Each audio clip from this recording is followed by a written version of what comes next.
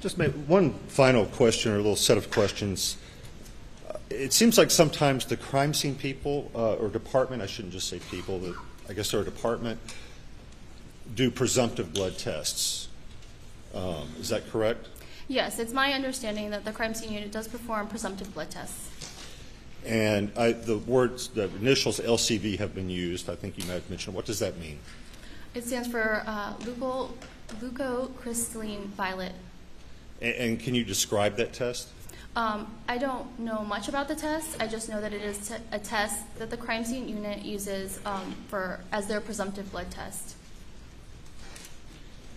Do you know what color it turns when there's a positive result? It'll turn a purple color.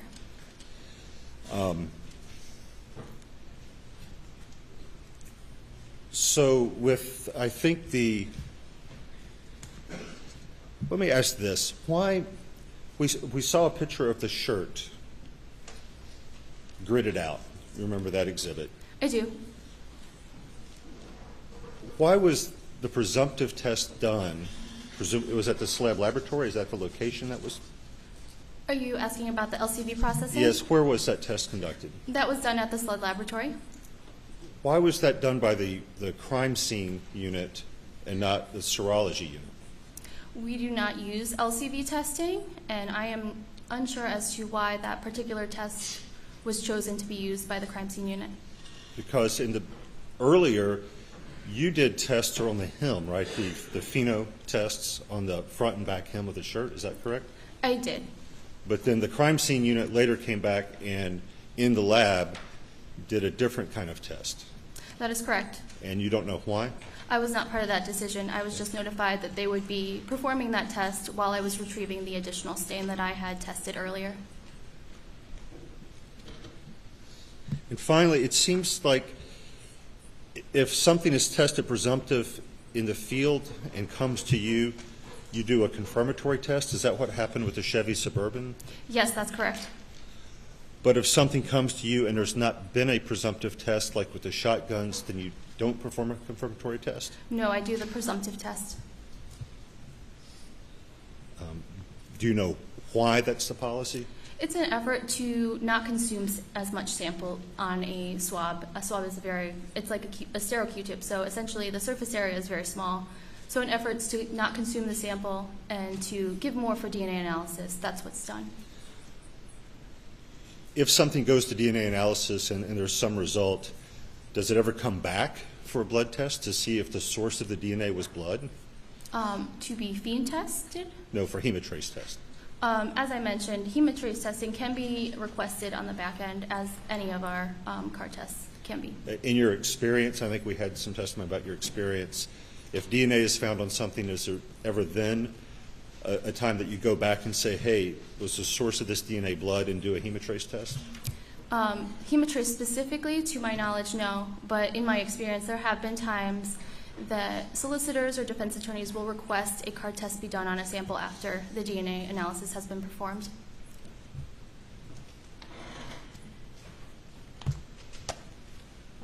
No further questions. Any redirect? None from the state, Your Honor. Thank you. You may step down.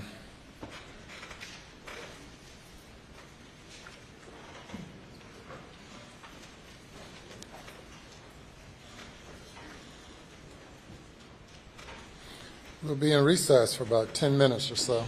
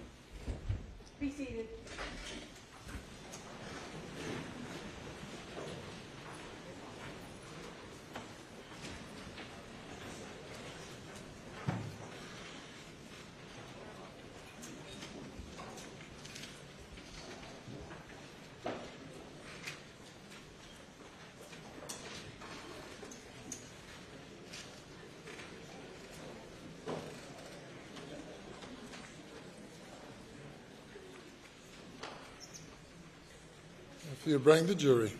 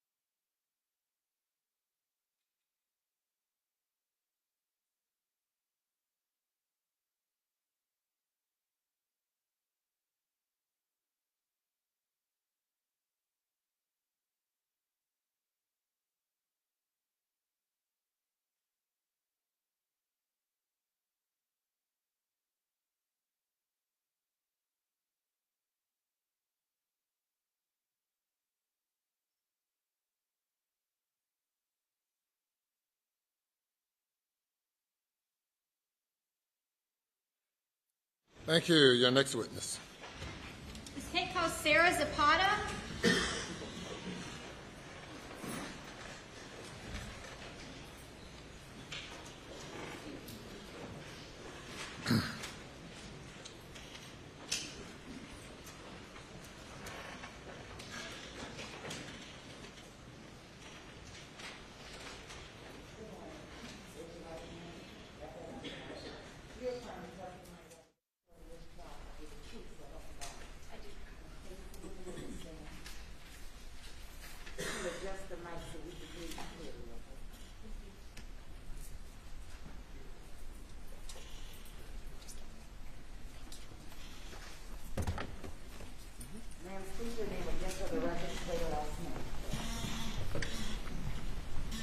Sarah Zapata, Z-A-P-A-T-A. Okay. Agent Zapata, I think we have a, I guess, what would you call that? A container of, is that your notes up there? Yes, my case file and other relevant documents. Okay, to aid you in your testimony if necessary. Yes. Could you tell the jurors where you work? I work for the South Carolina Law Enforcement Division, commonly known as SLED, And how long have you worked for SLED? for about 7.5 years. What is your job title there? I am a forensic scientist in the DNA casework department. What are some of your duties as a forensic scientist in DNA? As a DNA analyst, I will look at the requests for different items of evidence. I can perform serology testing if necessary or refer to the serologist results. I will take the items of evidence as well as any known standards through our standard laboratory procedures to develop a DNA profile. The steps of that analysis are extraction, which is where we are trying to isolate any DNA present on that evidence item from the evidence item itself, as And well as Agent, from, if you could pull the microphone, speak up a little bit. Sure, Thank sorry. you. As well as from any other cellular material present. The second step is quantitation, where we're trying to approximate how much DNA is present on that sample so that we can target the appropriate amount of DNA for the next step, which is amplification. Amplification works kind of like a chemical copy machine. We're targeting specific areas of the DNA that have been shown through scientific studies to vary from person to person. And we're trying to make copies of that so that it can be detected by our final instrument, which is what actually separates the DNA into a profile. And then I will interpret that profile and calculate any statistics and prepare a report. I can also perform technical and administrative reviews of other analysts' work, as well as testify in court when necessary. Okay. And can you tell us a little about your educational background and training that qualify you for this position? I have a Bachelor of Science in Forensic Science from the Pennsylvania-State University. Upon employment at SLED, I underwent a training program for approximately 1.5 years under a qualified DNA analyst, and that training included an observation period as well as a practical period of the different steps in our DNA analysis process, as well as the serology procedures. Once I had received all of my training, I went through a testing period where I had to demonstrate my competency in using all those different instruments and procedures and interpretation. I had to successfully complete several written exams, an oral exam, complete several mock cases and a mock court, and then was competency tested with another case before finally being able to do a mock case, before finally being able to do analysis on real casework. You will need to speak into the mic and increase your volume in order for us to hear you better. Okay. You may proceed. Thank you, Your Honor. Agent Zapata, how many cases have you, do you think you've participated in? Approximately 500. And have you testified in trial before? Yes, I have. How many times? 19. And in those trials, were you qualified as an expert witness? Yes, I was. And what were you qualified as an expert witness in? In DNA analysis. Your Honor, at this time, the state would move to qualify Agent Zapata as an expert in DNA analysis. All right, you had mentioned in some of the duties of your job, kind of what you do. I guess if we could kind of scale it back a little bit more basic, but briefly, just what is DNA? DNA is a chemical that is found throughout your body with the exception of red blood cells. You get half of your DNA from your mom and half from your dad, and it's unique to individuals with the exception of identical twins. And so if we have a case where there are family members involved, what does that mean as far as DNA analysis? Based upon the evidence DNA profile, sometimes it might not be possible to make comparisons to some family members because there may not be enough DNA present there to distinguish between the family members. Because the family members will share DNA, that will affect what the DNA profile looks like. Can you tell us about some different sources of DNA from a person's body? Some sources from your body would be your hair, blood, semen, saliva, bones, as well as DNA from your skin cells, which is what we call touch DNA. And what are some variables that can affect touch DNA? So some people just naturally shed more skin cells throughout the day than other people, and so you would expect to recover more DNA from an object that a person who sheds a lot of DNA has handled than a person who sheds less. There are also factors such as the surface that is being touched. If the surface is rough, then you would leave more skin cells behind. If you are holding the item for a longer period of time or with a lot of pressure, then you would expect to leave more skin cells behind. Environmental factors such as rain, moisture, UV, light, that can all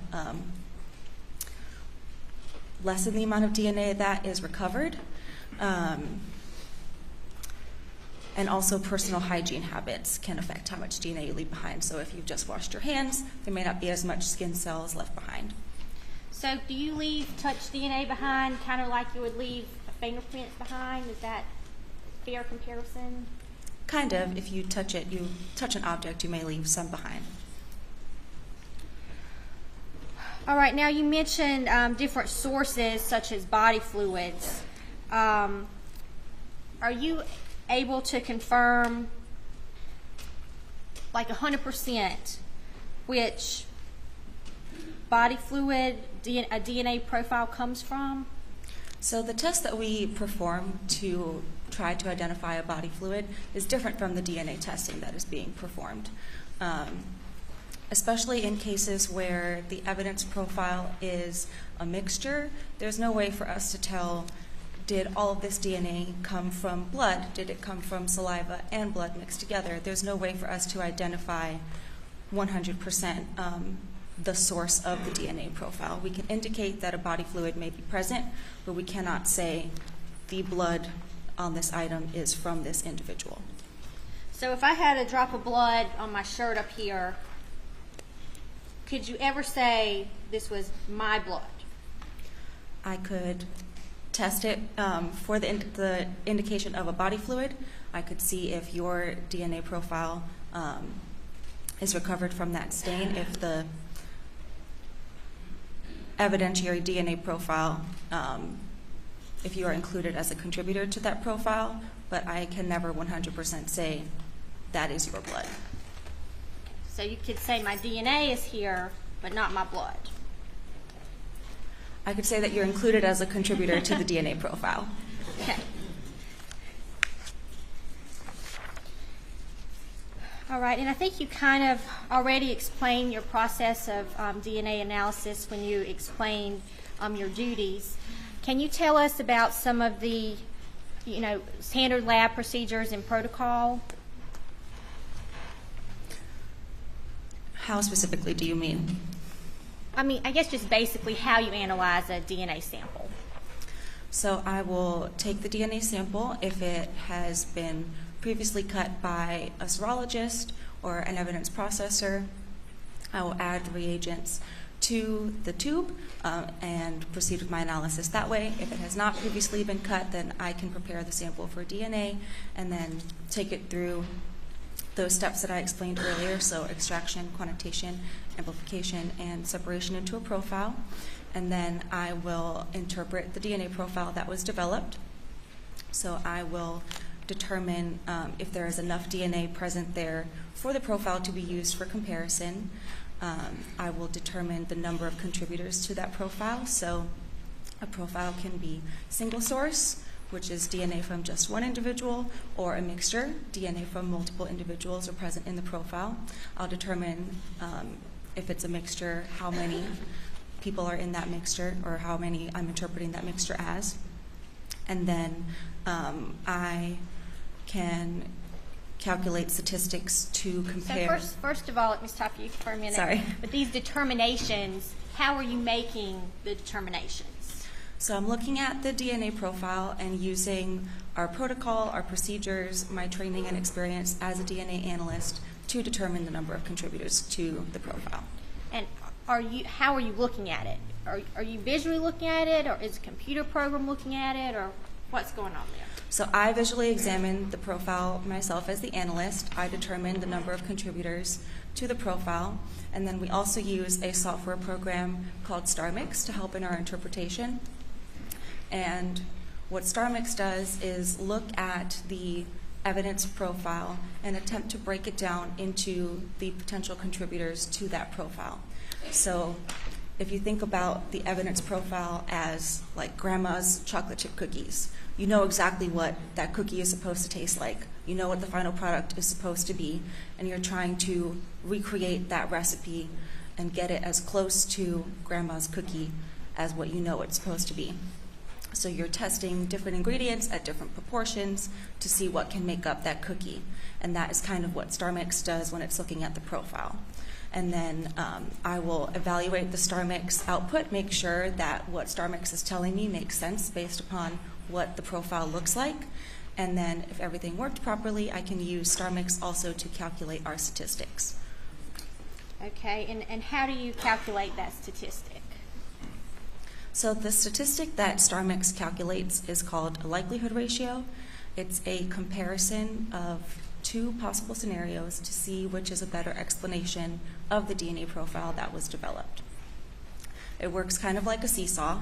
So if you have one scenario on one side and another scenario on the other side, and StarMix is going to put more weight on the scenario that is a better explanation of the DNA profile. You do these kinds of comparisons subconsciously in your mind all day long. If the DNA profile, for example, is the fact that someone ran a marathon, that's your result. The two scenarios that could explain that result are, one, the person trained every day for months leading up to the marathon. They ran many, many miles. The second scenario is that they sat on the couch and watched TV and never ran at all. Which one is a more likely explanation of the fact that they finished the marathon? It would be the first one, that they trained really hard. And so that is the kind of comparison that StarMix is making.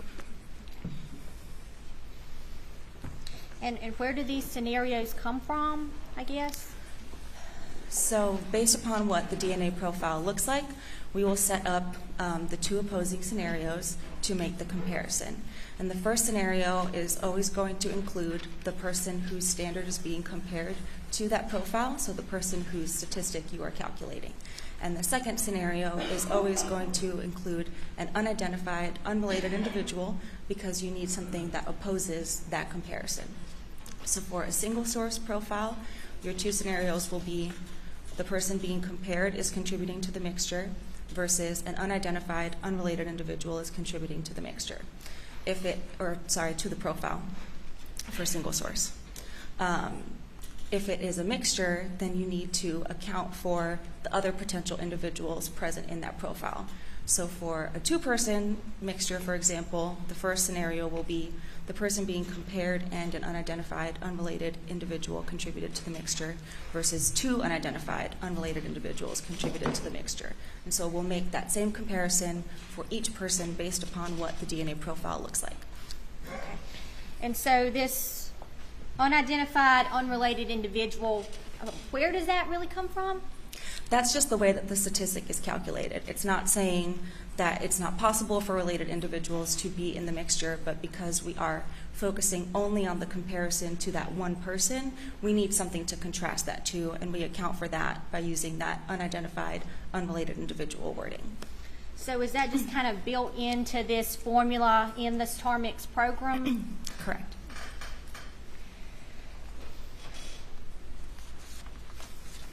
All right. So what are some results that you can obtain from your comparisons you make? So a result in support of the first scenario, which is that the person being compared to the profile is contributing to the profile, the seesaw will tilt in that direction, and we call that an inclusion. If it is tilting far enough in the other direction, we call that an exclusion. It's saying that the person being compared is not a contributor to the profile under those two scenarios that are being compared. It's possible for the seesaw to just tilt a little bit in either direction if the DNA in the profile is very low level or very partial. There's just not that much information there to make the comparison, and so it's not tilting in one way or the other very strongly. It is also possible, if it's very partial, very low level information, for the seesaw to just not move at all.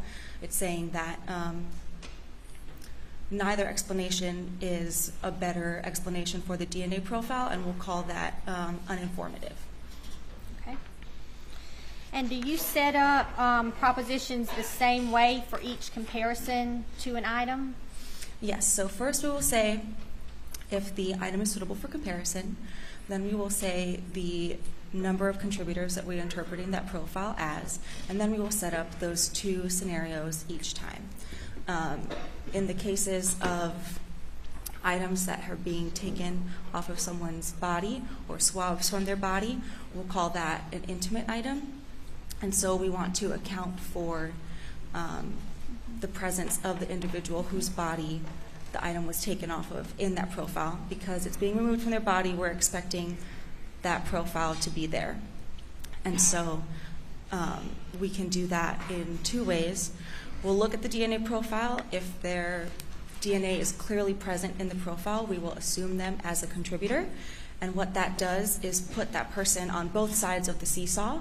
And so we're only making comparisons now to the DNA that is not that person who we already know is there. It's like someone telling you, I know there are 2 cups of flour in Grandma's cookie recipe. So now you're just adjusting the other potential ingredients to see what else is making up that recipe.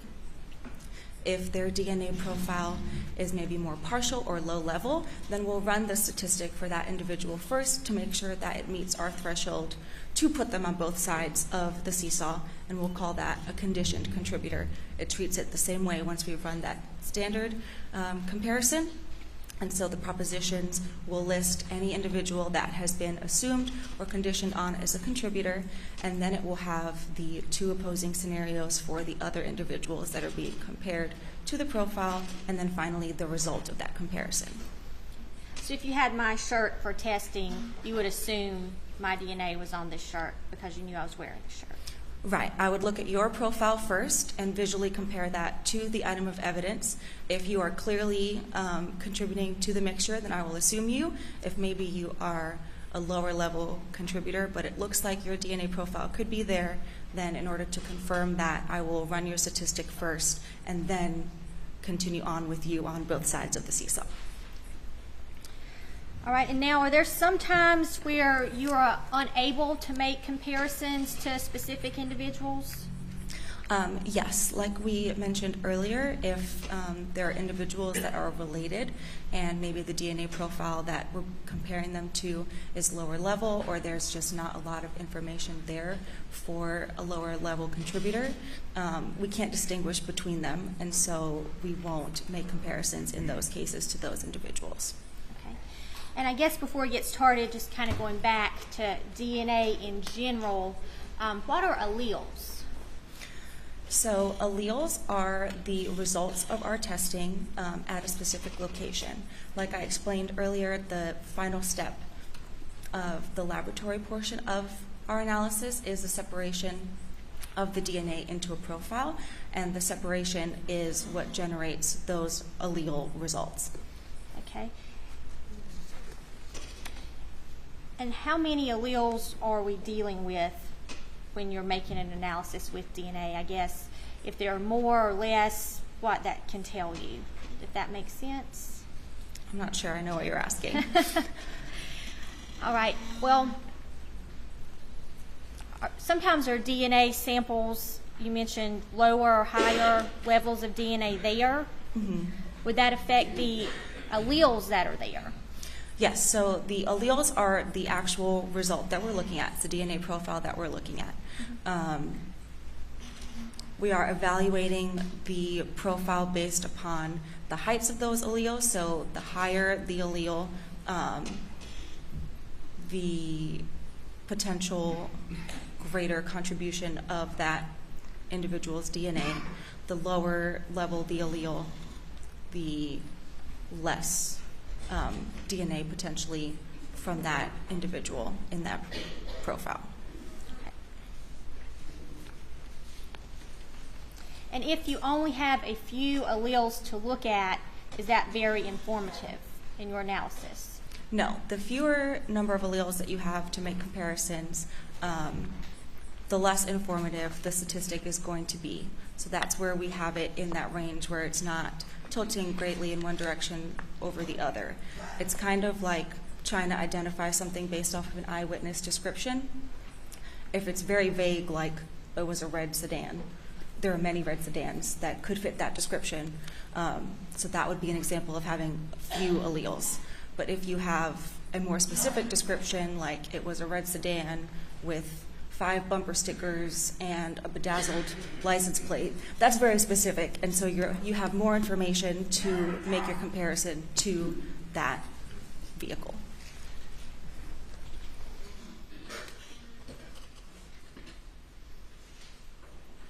Unrelated people share the same alleles. Yes. All right, so before we get to the results, some of these statistical results are very large numbers. Is that right? Yes. Do you think these two charts here, States Exhibit 475 and 474, would help demonstrate to the jury what we're talking about?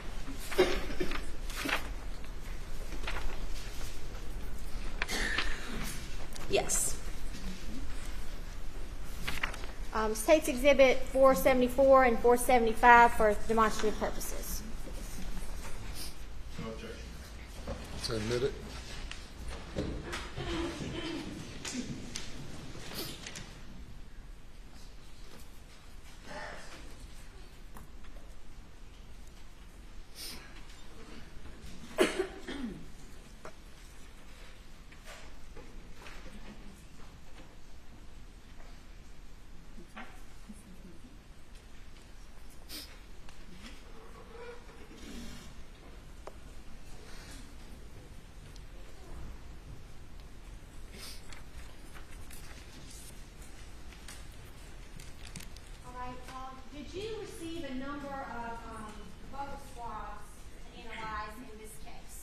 Yes, I did. Do you remember how many buccal swabs you may have received? I believe there were 24 buccal swabs total that I used for comparison. Maybe 25? I'd have to count.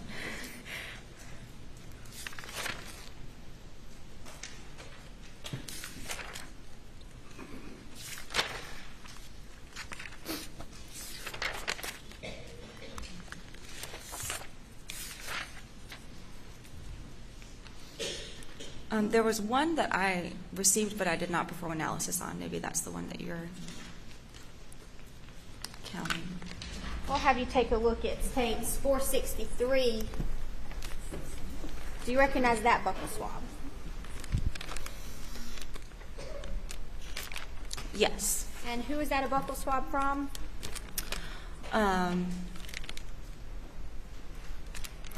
It's labeled as buccal swabs from Nolan Tootin. There's our laboratory case number and item number on the packaging. And you performed analysis on this buccal swab? Yes. State would move 463 into evidence. No objection. Submit it.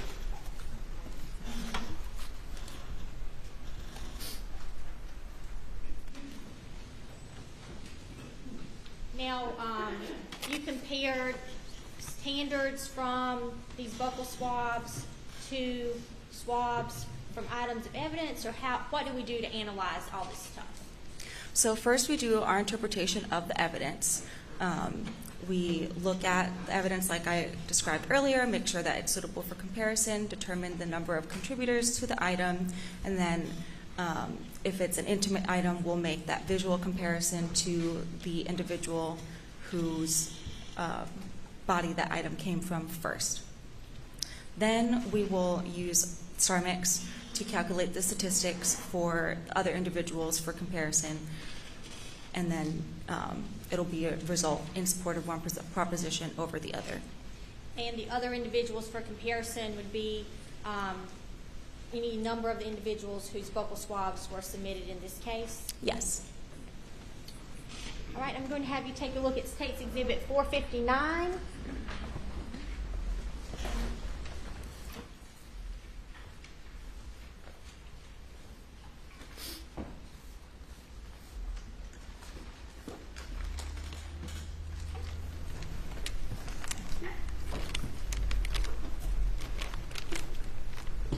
What is State's Exhibit 459 an item that you analyzed?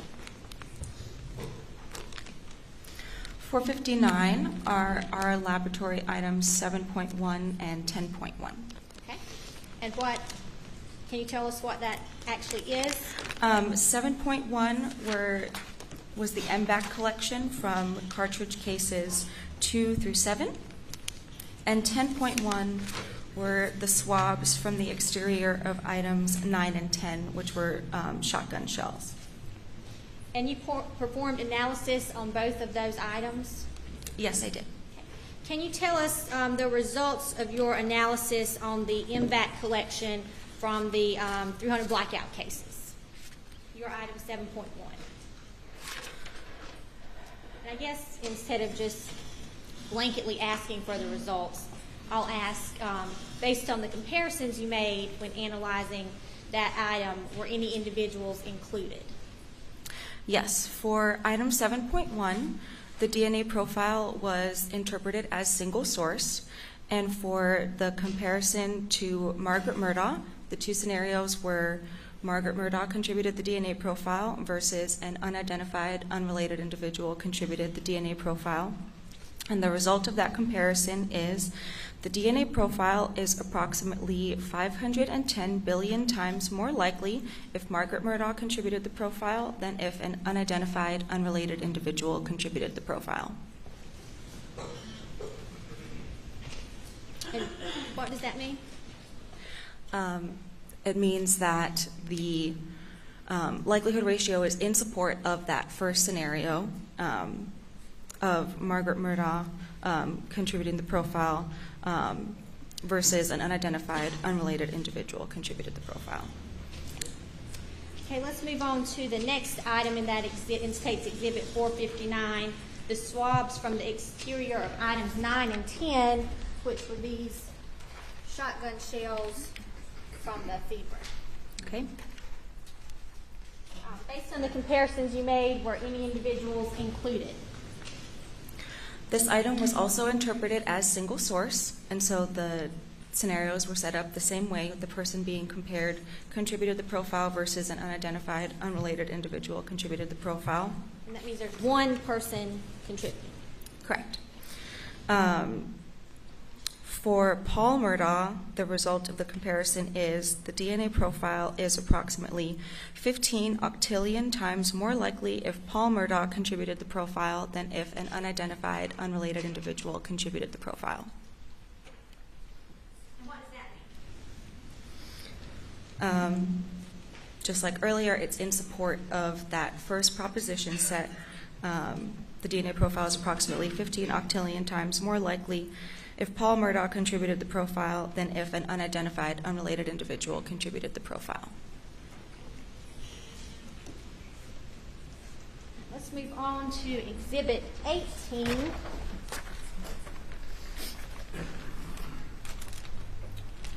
Which are swabs from the feed room door.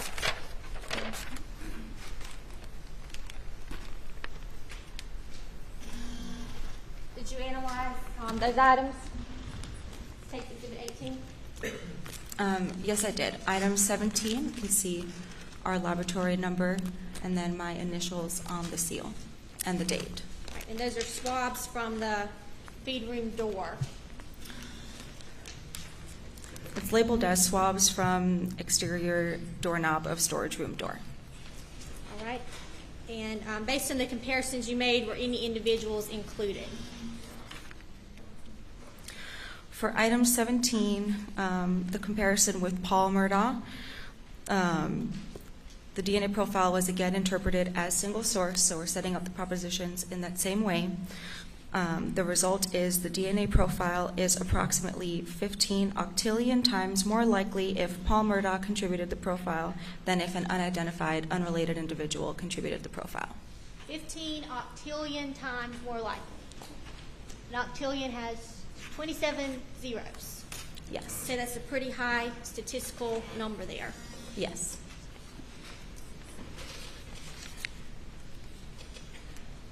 Let's move on to Exhibit 256.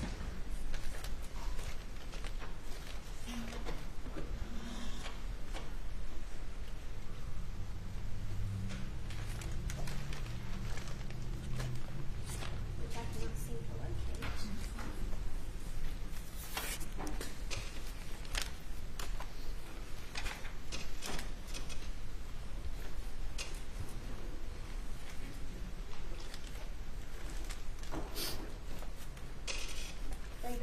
Courts and doctors.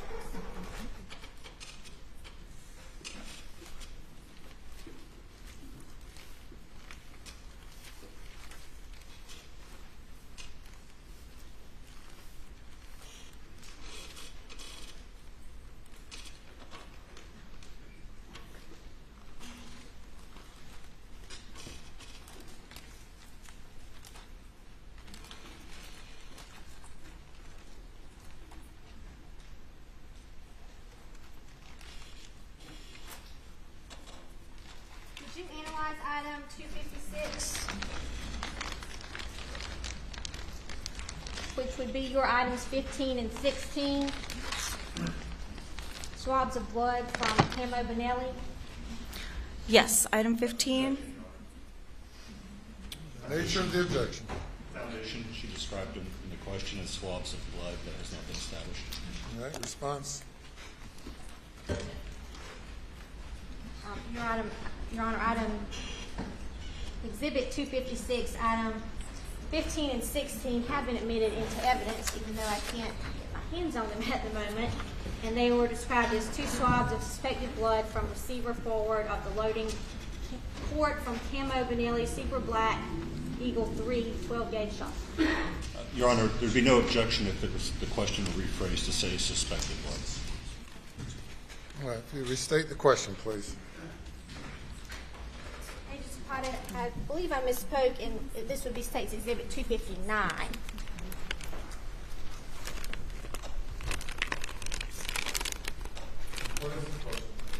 And what is that item? 259 contains SLED items 15 and 16, which were swabs from the Camo Bonelli 12-gauge shotgun.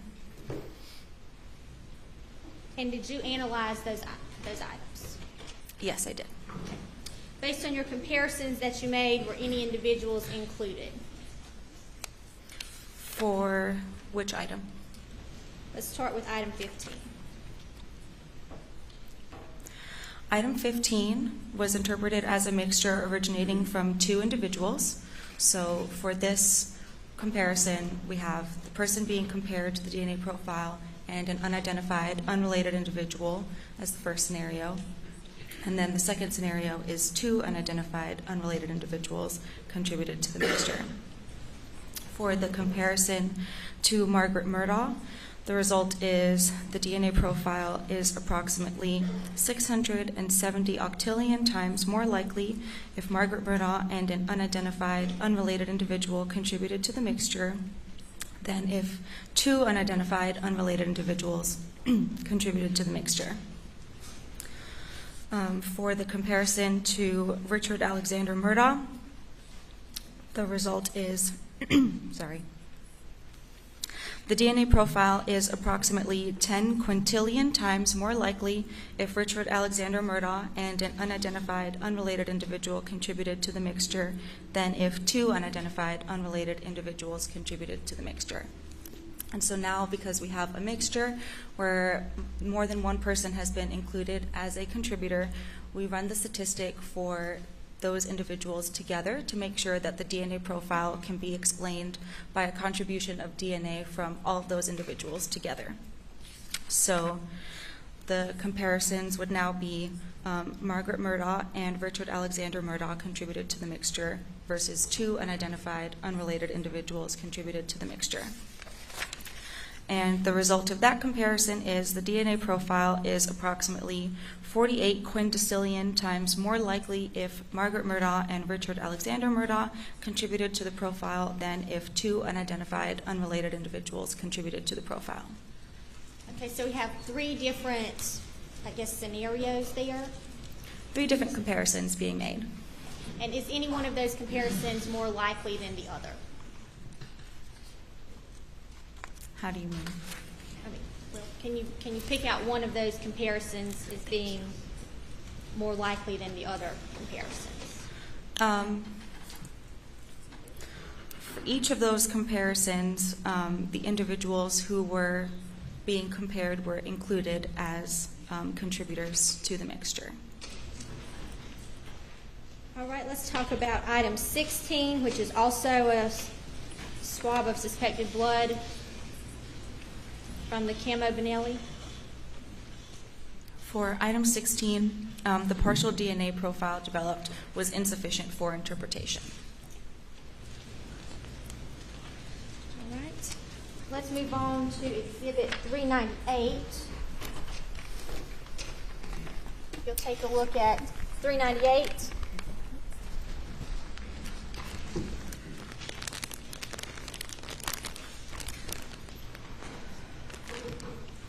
.398 contains our SLED lab numbers 22.4 and 22.5. So item 22.4 is a reddish-brown debris swab from the right side of the receiver belonging to item 22. Correct.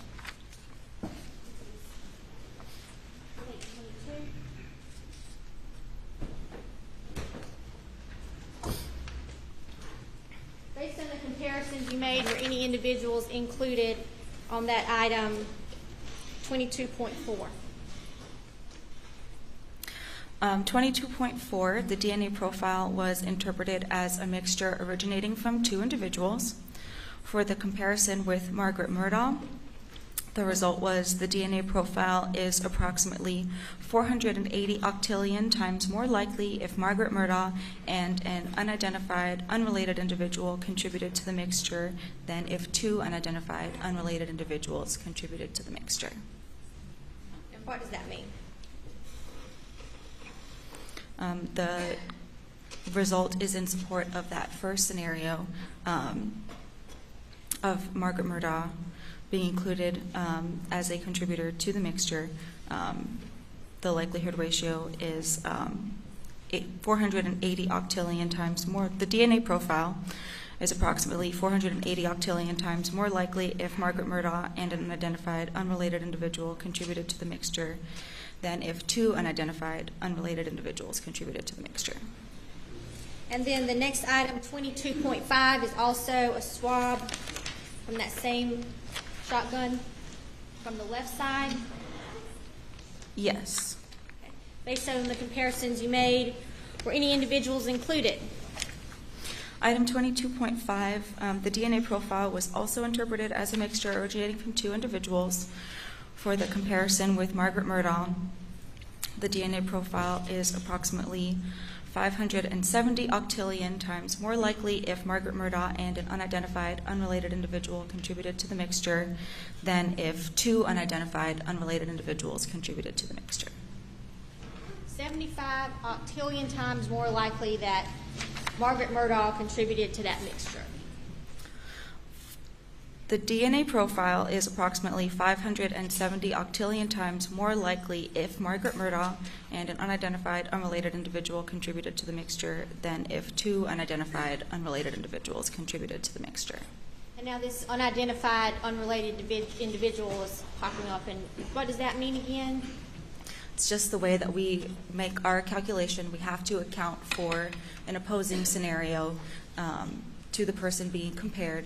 And then when there is a mixture, we need to account for the other individuals in that mixture when we're making our comparison. And so we use an unidentified, unrelated individual. Did you analyze some swabs from Paul Murdaugh's cell phone? I believe that would be your item 25.1. Yes. And what were the results of your analysis there? A partial DNA profile was developed due to the limited information obtained and the inability to determine the number of contributors.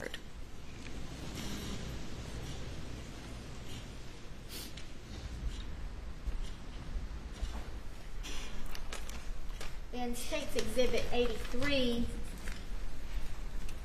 is some swabs from a Chevy Suburban.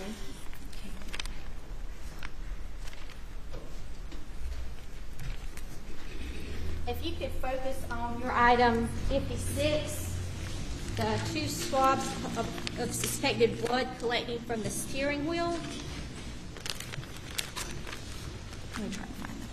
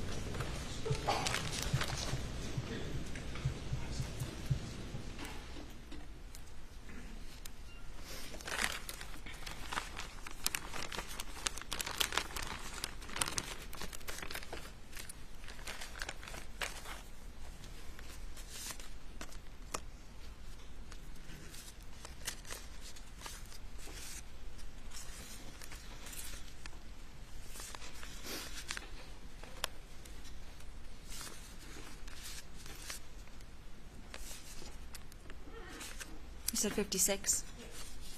Okay.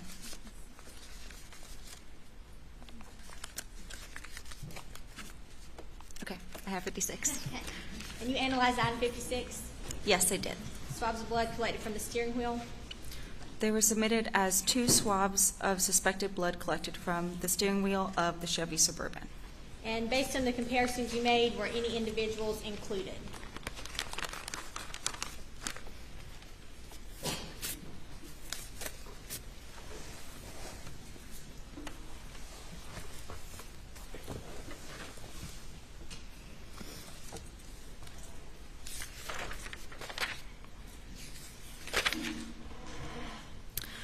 For item 56, the DNA profile was interpreted as a mixture originating from 2 individuals.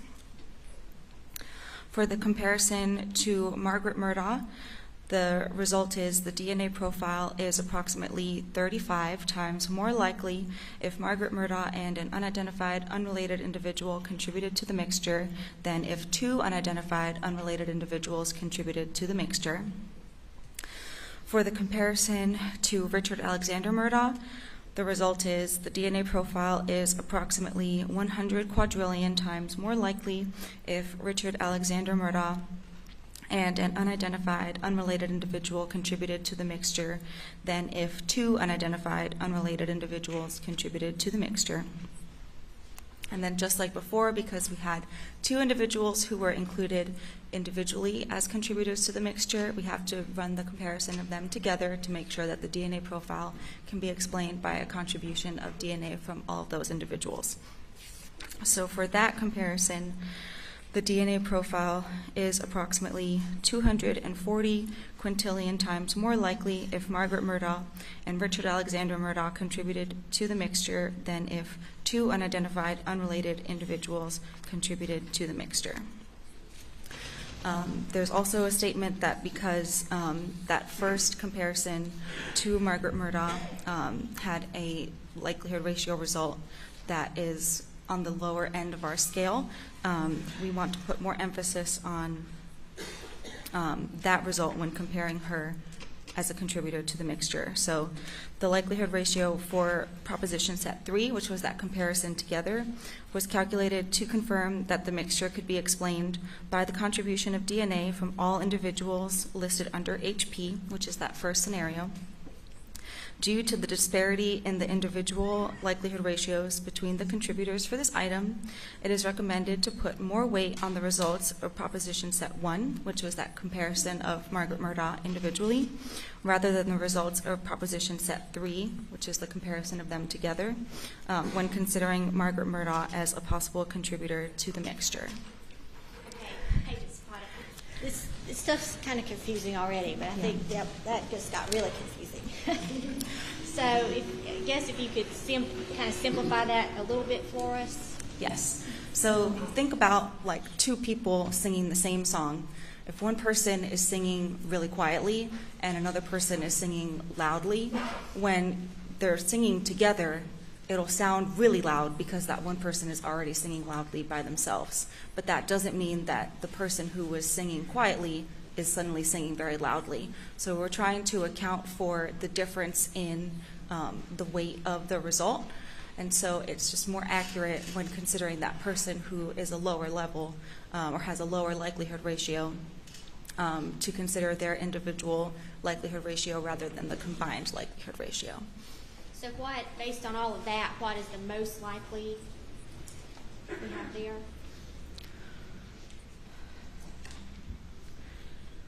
It's not really that it's like a more likely scenario over another. It's just the result of that comparison that's being made. So just take all that into account. Yes. Okay. Let's move on to Exhibit 251, which was the left and right fingernails from Maggie Murdaugh.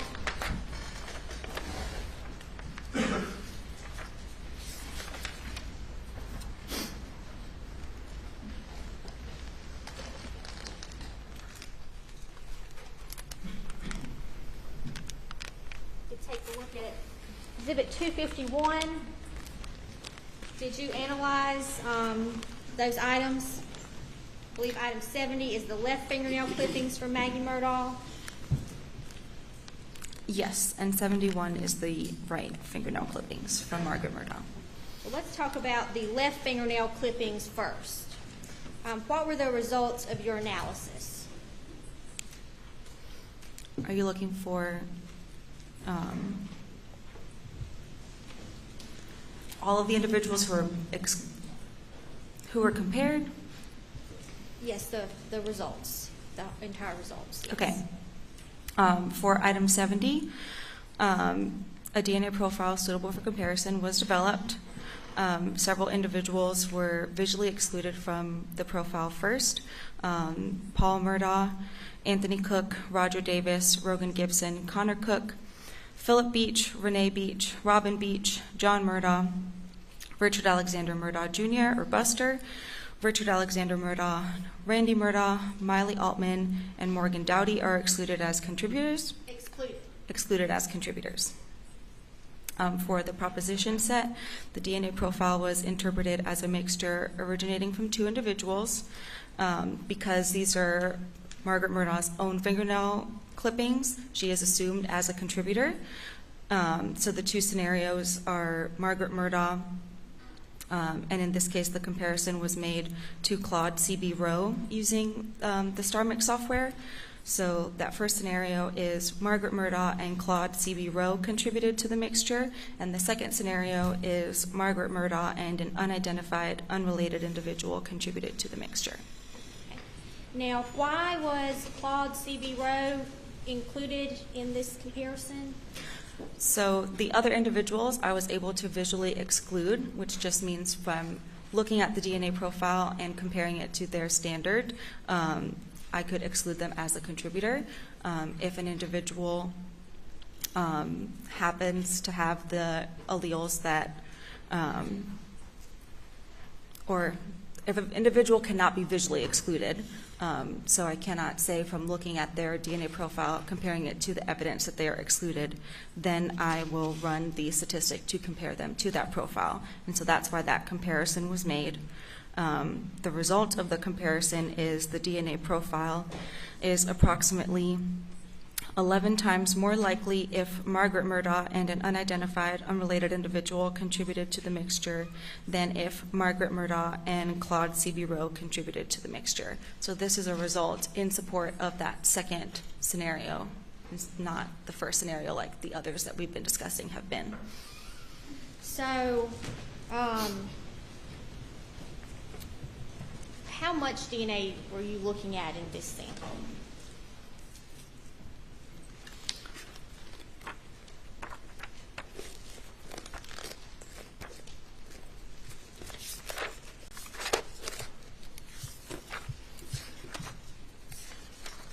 Are you asking like DNA that was not attributable to Margaret? Well, I guess, was there a small amount of DNA or a large amount of DNA under those left fingernail clippings?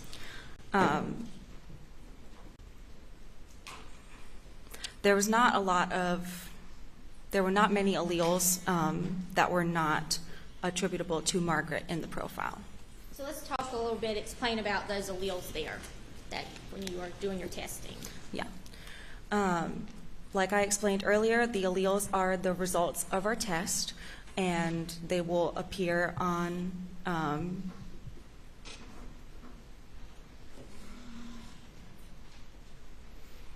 in the profile that we're looking at, and they will be at different proportions based upon roughly how much DNA is present from the different possible contributors.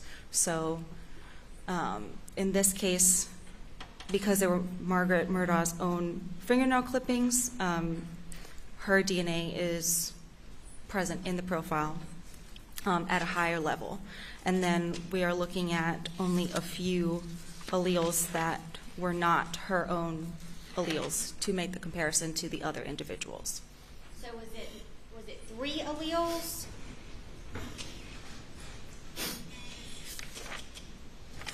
Yes, that were not Margaret Murdaugh's alleles. And those 3 alleles could be CB Rowe's alleles? I could not visually exclude him, which just means when looking at his profile and comparing it to those other alleles, he did have those alleles, but at a very low level of DNA that's being compared to him. And the result was in support of that second scenario, which was Margaret Murdaugh and an unidentified, unrelated individual contributed to the mixture. And this courtroom here is full of people. Could anybody in this courtroom have those same 3 alleles present in that testing? It's possible.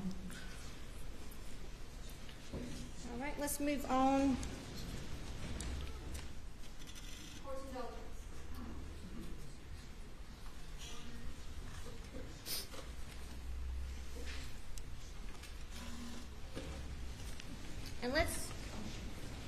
this other chart we have here on the screen.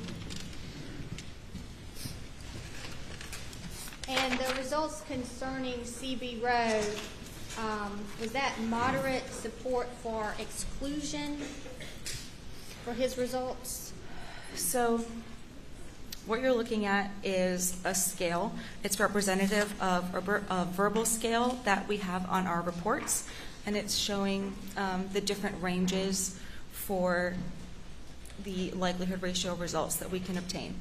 So on one side, you have the likelihood ratios that are in support of that first proposition or that first scenario, and on the other side, you have the scale for the results that are in support of that second proposition. So here, the range is 2 to 99 for moderate support for that second proposition, and his result is an 11, which falls within that 2 to 99 range. Okay.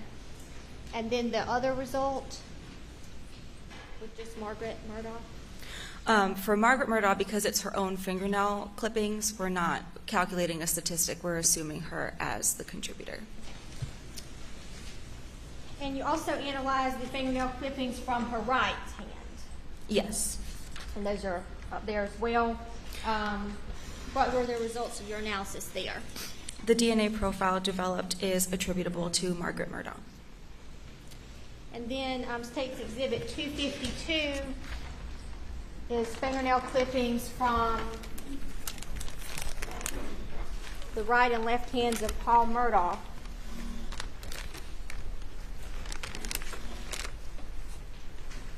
If you could tell us any results from your analysis of Paul's fingernail clippings. For both items 72 and 73, the result was the DNA profile developed is attributable to Paul Murdaugh. Now you also analyzed Alec Murdaugh's shirt, which is State's Exhibit 418, your item 9.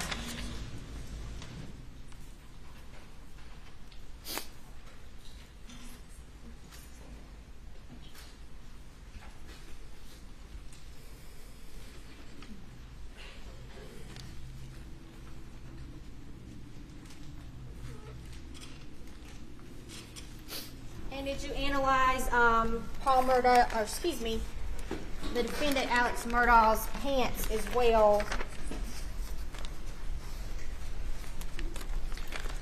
Yes, I received cuttings from both item 19, which was the white shirt from Richard Murdaugh, and then item 20, which was a pair of green shorts from Richard Murdaugh.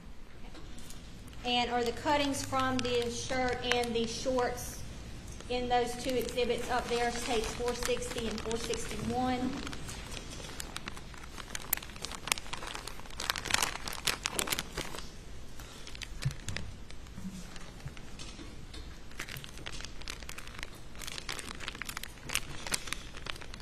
This appears to be all of them. I can take them out and check, or if you would like for me to. I believe that should be all the cuttings. And there were quite a few cuttings that you analyzed. Yes.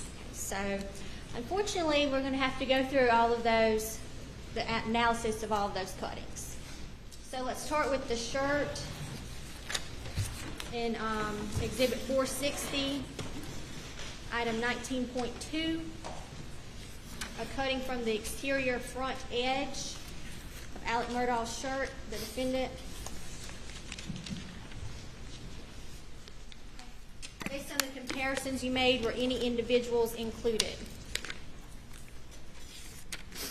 For 19.2, the DNA profile was interpreted as a mixture originating from two individuals. For the comparison with Margaret Murdaugh, the DNA profile is approximately 460 octillion times more likely if Margaret Murdaugh and an unidentified, unrelated individual contributed to the mixture than if two unidentified, unrelated individuals contributed to the mixture.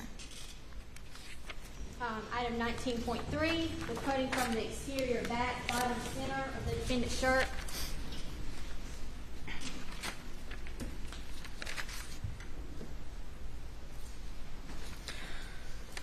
For 19.3, the DNA profile was interpreted as a mixture originating from two individuals.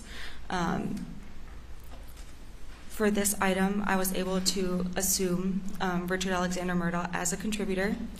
So the propositions or the scenarios that we're comparing are Richard Alexander Murdaugh and the person being compared versus Richard Alexander Murdaugh and an unidentified, unrelated individual contributed to the mixture. For the comparison to Margaret Murdaugh, the DNA profile is approximately 360 quadrillion times more likely if Richard Alexander Murdaugh and Margaret Murdaugh contributed to the mixture than if Richard Alexander Murdaugh and an unidentified, unrelated individual contributed to the mixture. Item 19.4.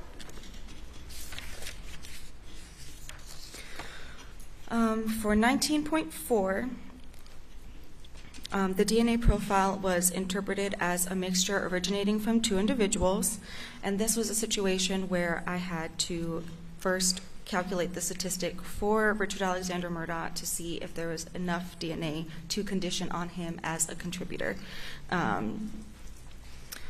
So for that comparison, the DNA profile is approximately 120 quadrillion times more likely if Richard Alexander Murdaugh and an unidentified, unrelated individual contributed to the mixture than if two unidentified, unrelated individuals contributed to the mixture. And then moving forward with the other comparisons, I can say that Richard Alexander Murdaugh is contributing to the mixture, and just like before, we have Richard Alexander Murdaugh and the person being compared contributed to the mixture versus Richard Alexander Murdaugh and an unidentified, unrelated individual contributed to the mixture. For the comparison to Paul Murdaugh, the DNA profile is approximately 7 octillion times more likely if Richard Alexander Murdaugh and Paul Murdaugh contributed to the mixture than if Richard Alexander Murdaugh and an unidentified, unrelated individual contributed to the mixture. And does that complete your analysis of that item? For 19.4? Yes.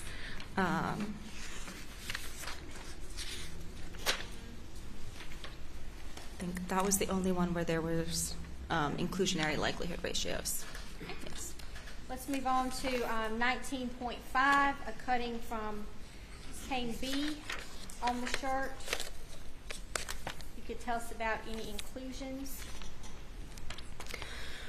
This item was also interpreted, the DNA profile was interpreted as a mixture originating from two individuals, and I was able to assume Richard Alexander Murdaugh as a contributor. For the comparison to Margaret Murdaugh, the result is the DNA profile is approximately 3,800 times more likely if Richard Alexander Murdaugh and Margaret Murdaugh contributed to the mixture than if Richard Alexander Murdaugh and an unidentified, unrelated individual contributed to the mixture. Moving on to item 19.6, a cutting from stain C on the shirt.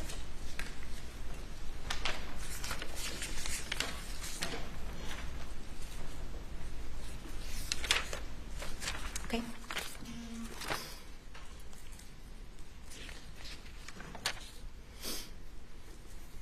You could tell us about any individuals that were included there. For item 19.6, the DNA profile was interpreted as a mixture originating from three individuals.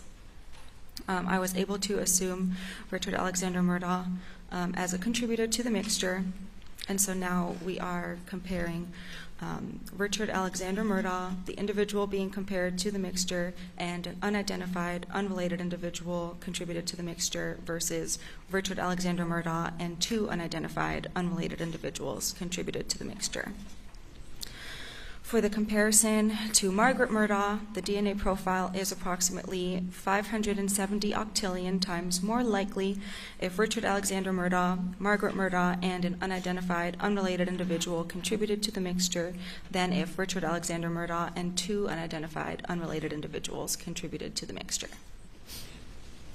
And does that include your, results of inclusion for that item?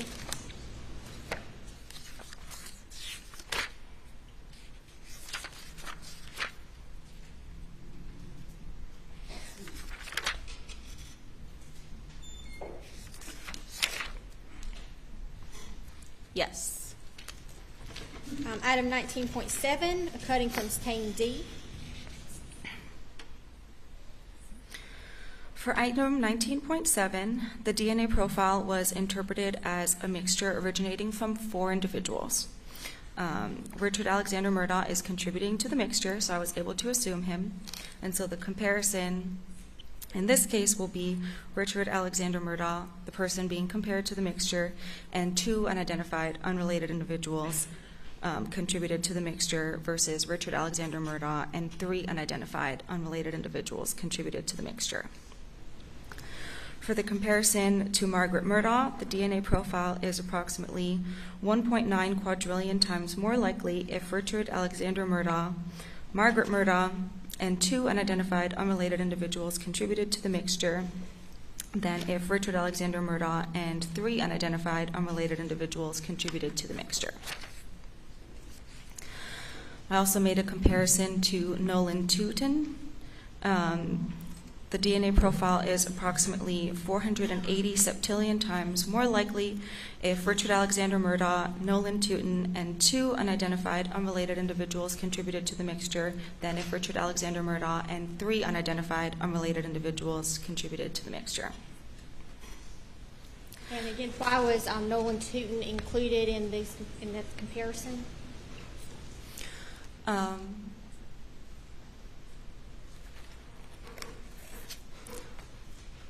When looking at the evidence DNA profile, I was not able to visually exclude Nolan Tootin as a potential contributor to the mixture, and so I ran his likelihood ratio for comparison to that item. And then similarly to the other items where if an individual is included when you run their likelihood ratio on their own, I also had to do the calculation for all of those individuals together to make sure that the DNA profile can be explained by a contribution of all of those individuals. So for that comparison, the DNA profile is approximately 450 duodecillion times more likely if Richard Alexander Murdaugh, Margaret Murdaugh, Nolan Tootin, and an unidentified, unrelated individual contributed to the mixture than if Richard Alexander Murdaugh and 3 unidentified, unrelated individuals contributed to the mixture. Okay. Item 19.8, a cutting from another stain on the shirt, stain E.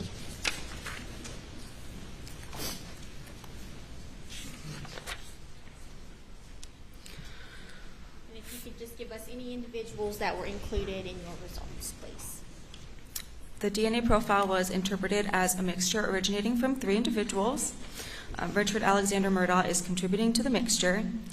For the comparison to Margaret Murdaugh, the result is the DNA profile is approximately 590 million times more likely if Richard Alexander Murdaugh, Margaret Murdaugh, and an unidentified, unrelated individual contributed to the mixture than if Richard Alexander Murdaugh and 2 unidentified, unrelated individuals contributed to the mixture. 19.9, stain F. For item 19.9, a DNA profile was developed. Due to the inability to determine the number of contributors, no further interpretation will be offered. Item 19.10.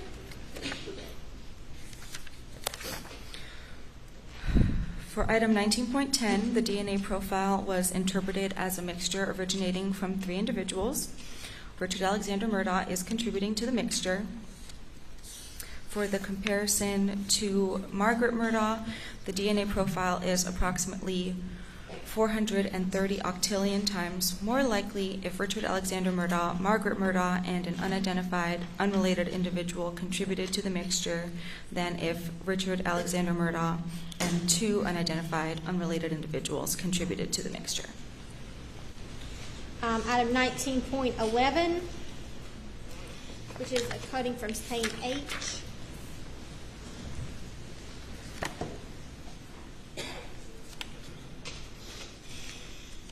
If you could explain any individuals who are included in your analysis. So for item 19.11, the only individual who had an inclusionary likelihood ratio, well, first the DNA profile was interpreted as a mixture originating from 2 individuals. Richard Alexander Murdaugh is contributing to the mixture. For the comparison to Hipólito Torres, the DNA profile is approximately 10 times more likely if Richard Alexander Murdaugh and Hipólito Torres contributed to the mixture than if Richard Alexander Murdaugh and an unidentified, unrelated individual contributed to the mixture. So, with Mr. Torres, I guess if we could look back at this chart and tell us where he would fall along there. The likelihood ratio for his comparison under those propositions was 10, which falls under our weak support for that first scenario. So would that be trending towards exclusion? It's on. It's in support of that first scenario on this side, the green side of the scale. On the green side? But it's 10. So that very first arrow indicates weak support for that scenario. The range is 2 to 99. Okay. So, And his likelihood ratio, when compared to the DNA profile, the DNA profile is approximately 10 times more likely if Richard Alexander Murdaugh and Hipólito Torres contributed to the mixture than if Richard Alexander Murdaugh and an unidentified, unrelated individual contributed to the mixture.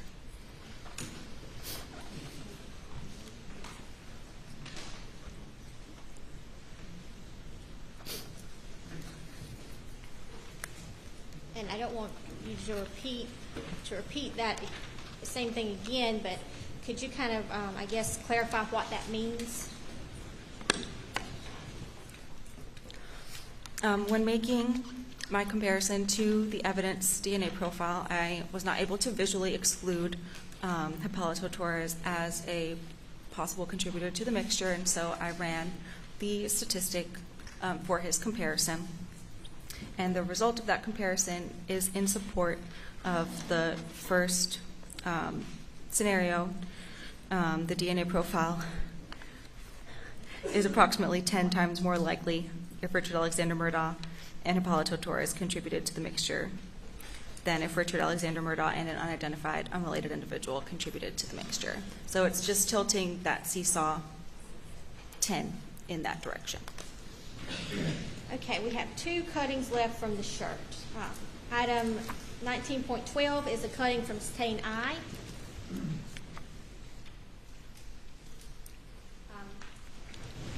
Based on the comparisons you made, were any individuals included? 19.12, the DNA profile was interpreted as a mixture originating from two individuals. Richard Alexander Murdaugh is contributing to the mixture. For the comparison to Margaret Murdaugh, the DNA profile is approximately 1.3 nonillion times more likely if Richard Alexander Murdaugh and Margaret Murdaugh contributed to the mixture than if Richard Alexander Murdaugh and an unidentified, unrelated individual contributed to the mixture. And then item 19.13, a cutting from stain J of the defendant's shirt.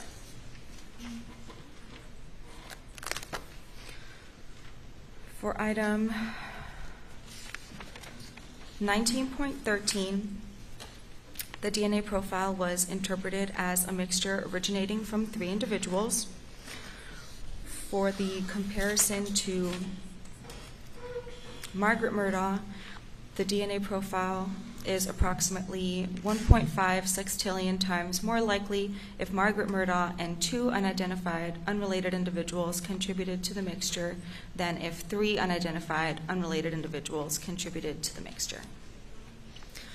So this is one where I was not able to assume Richard Alexander Murdaugh as a contributor, so I am comparing each person individually.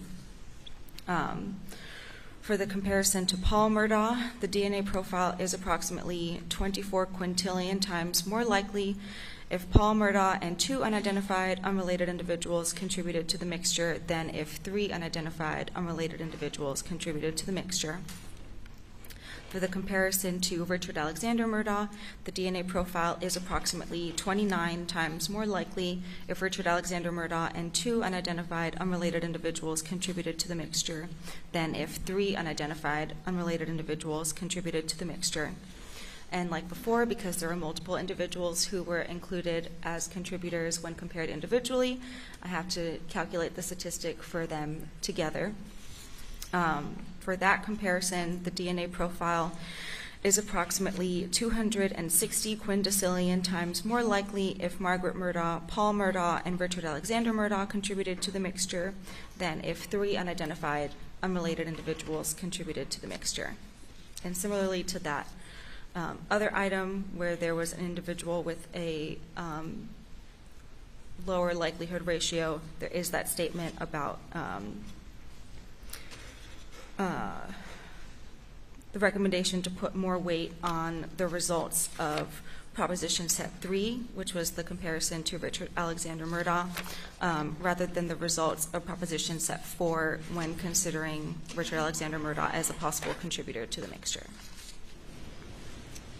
All right. So, in addition to this shirt being analyzed for DNA, Agent Wynn told the jury a little bit about it being tested for blood. Can you explain what you did to test this shirt for the presence of blood? I was asked to perform a Hematrace test on the cuttings from the shirt. As Ms. Wynn described, it's our confirmatory test for blood. It works similarly to a pregnancy test or a COVID test.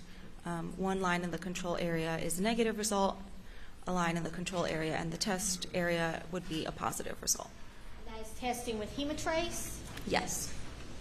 And what were the results of the Hematrace testing on all of the items that you just discussed to the jury? For items 19.2 through 19.13, the result was no human blood identified. And could you explain that to us? We had presumptive testing for blood, and then some other testing, and then the Hematrace, which says there was no blood. So what does that mean?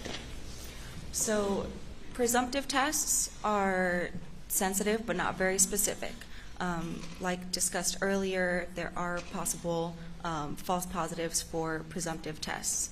If we're requested to, we can perform a confirmatory test, which is more specific but is less sensitive. So in your opinion, if there was blood on that shirt, could testing such as with LCV have diluted any blood on the shirt?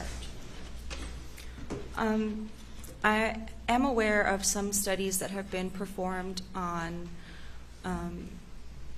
Hematrace testing after LCV that suggests that there is a possible interaction with the LCV and the Hematrace test, and it is possible for there to be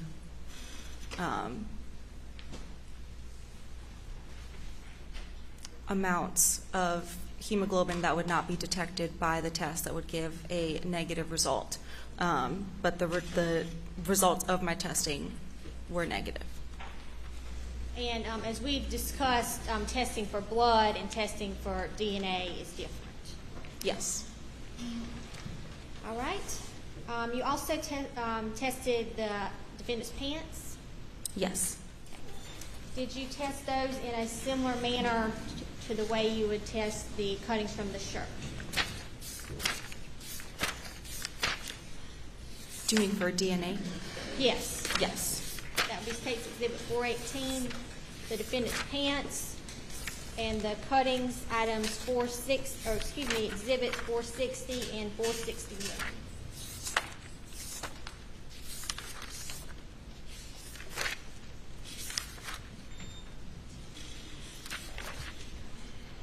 your items 20.2.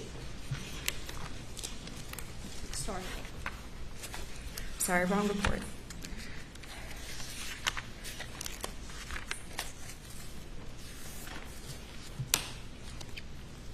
Okay.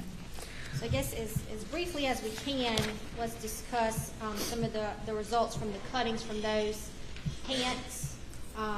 Item 20.2 is a cutting from the front left interior pocket of the defendant's pants. Were any individuals included? So for item 20.2, the DNA profile was interpreted as a mixture originating from 3 individuals. This was one where I calculated his likelihood ratio to see if I could condition on him as a contributor. So the result of that comparison is the DNA profile is approximately 140 quadrillion times more likely if Richard Alexander Murdaugh and 2 unidentified unrelated individuals contributed to the mixture than if 3 unidentified unrelated individuals contributed to the mixture. And so then for the comparisons to the other individuals, Richard Alexander Murdaugh is contributing to the mixture, and the scenarios are Richard Alexander Murdaugh, the person being compared, and an unidentified unrelated individual contributed to the mixture, versus Richard Alexander Murdaugh and 2 unidentified unrelated individuals contributed to the mixture. For the comparison to Margaret Murdaugh, the DNA profile is approximately 5.1 sextillion times more likely if Richard Alexander Murdaugh, Margaret Murdaugh, and an unidentified unrelated individual contributed to the mixture than if Richard Alexander Murdaugh and 2 unidentified unrelated individuals contributed to the mixture. For the comparison to Paul Murdaugh, the DNA profile is approximately 25 quintillion times more likely if Richard Alexander Murdaugh, Paul Murdaugh, and an unidentified unrelated individual contributed to the mixture than if Richard Alexander Murdaugh and 2 unidentified unrelated individuals contributed to the mixture. And for the comparison of all those individuals together, the DNA profile is approximately 2 quindecillion times more likely if Richard Alexander Murdaugh, Margaret Murdaugh, and Paul Murdaugh contributed to the mixture than if Richard Alexander Murdaugh and 2 unidentified unrelated individuals contributed to the mixture. The next cutting is item 20.3, a cutting from stain A on the defendant's pants.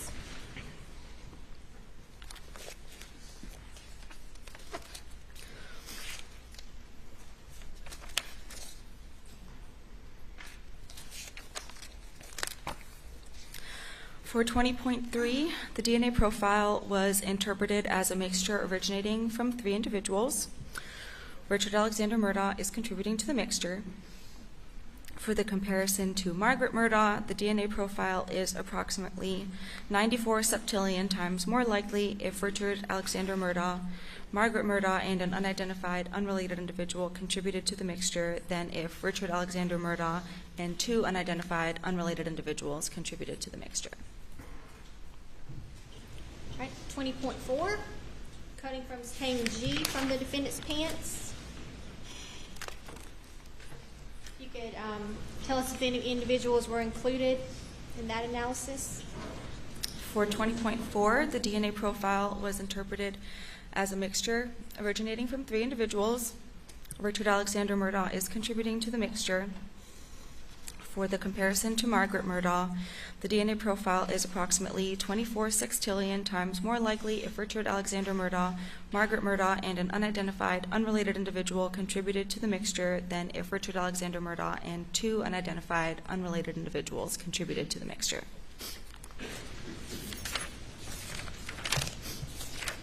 Was that the only comparison for that item?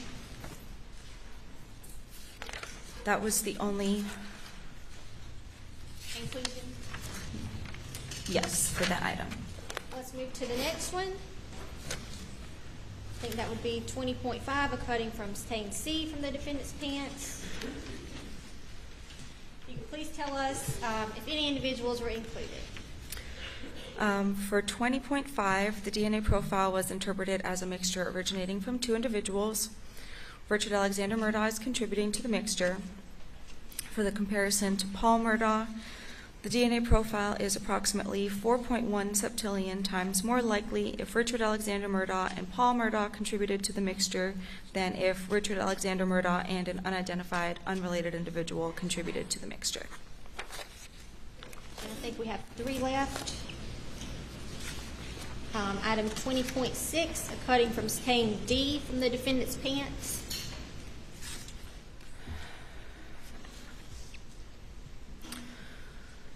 The DNA profile was interpreted as a mixture originating from 3 individuals.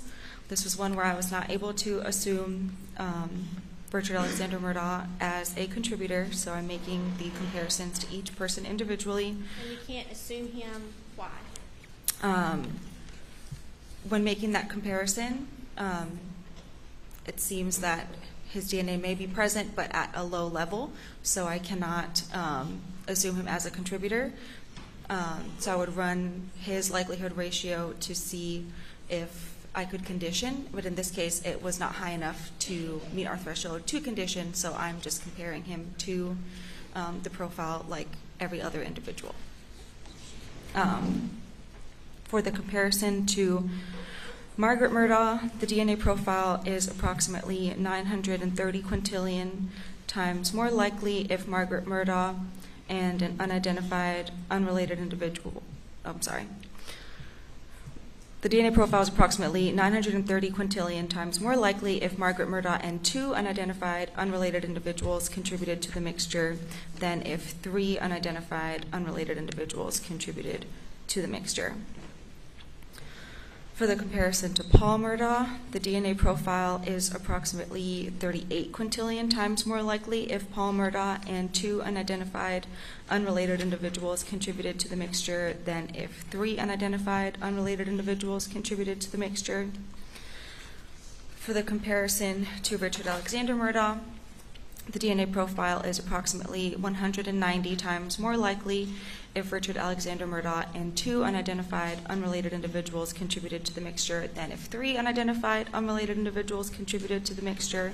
And then we're calculating the statistic for all of those individuals together.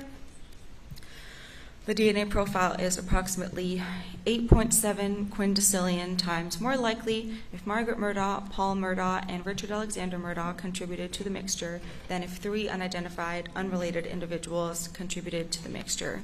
And there is that same statement about putting more weight on the individual likelihood ratio for Richard Alexander Murdaugh when considering him as a contributor rather than the combined. Item 20.7, hopefully that should be an easy one.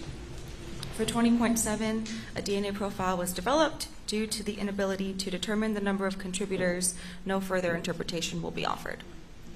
And then lastly, item 20.8, a cutting from stain F of defendant's pants. Or shorts. For 20.8, the DNA profile was interpreted as a mixture originating from 3 individuals. I calculated the likelihood ratio for Richard Alexander Murdaugh to see if it met our threshold to condition on him as a contributor. The result for his comparison is the DNA profile is approximately 320 million times more likely if Richard Alexander Murdaugh and 2 unidentified, unrelated individuals contributed to the mixture than if 3 unidentified, unrelated individuals contributed to the mixture.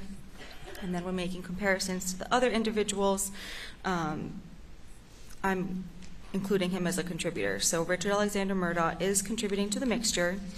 For the comparison to Margaret Murdaugh, the DNA profile is approximately 2.6 sextillion times more likely if Richard Alexander Murdaugh, Margaret Murdaugh, and an unidentified, unrelated individual contributed to the mixture than if Richard Alexander Murdaugh and 2 unidentified, unrelated individuals contributed to the mixture. For the comparison to Paul Murdaugh, the DNA profile is approximately 17 quintillion times more likely if Richard Alexander Murdaugh, Paul Murdaugh, and an unidentified, unrelated individual contributed to the mixture than if Richard Alexander Murdaugh and 2 unidentified, unrelated individuals contributed to the mixture. And then once again, we're calculating the likelihood ratio of all of those individuals contributing to the mixture together. The DNA profile is approximately 93 quattuor decillion times more likely if Richard Alexander Murdaugh, Margaret Murdaugh, and Paul Murdaugh contributed to the mixture than if Richard Alexander Murdaugh and 2 unidentified, unrelated individuals contributed to the mixture. All right. Now, as far as the shorts or defendant's pants go, did you do any confirmatory testing on those with Hematrace? No, I did not. Exhibit 419 is the defendant's shoes, which is item 21. And in Exhibit 460, I believe it's up here in some of this. Exhibit 460. Okay.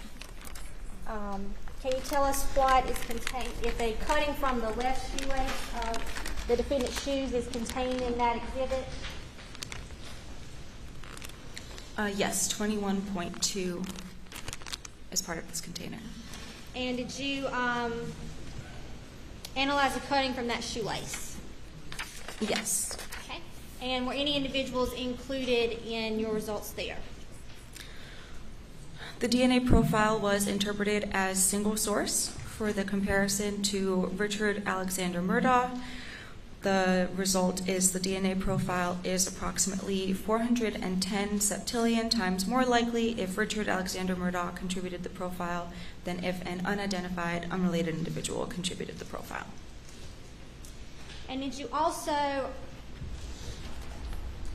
get some swabs from a raincoat? Yes, I did. That would be case exhibit 462. 2 swabs from a blue raincoat. Your items 173.2 and 173.3. Yes. Okay. And you analyzed those items? Yes, I did. Okay. Item 173.2 from the raincoat appears to be swabs from the interior cuffs, collar, hood, and interior zipper areas and zipper pull of the blue raincoat.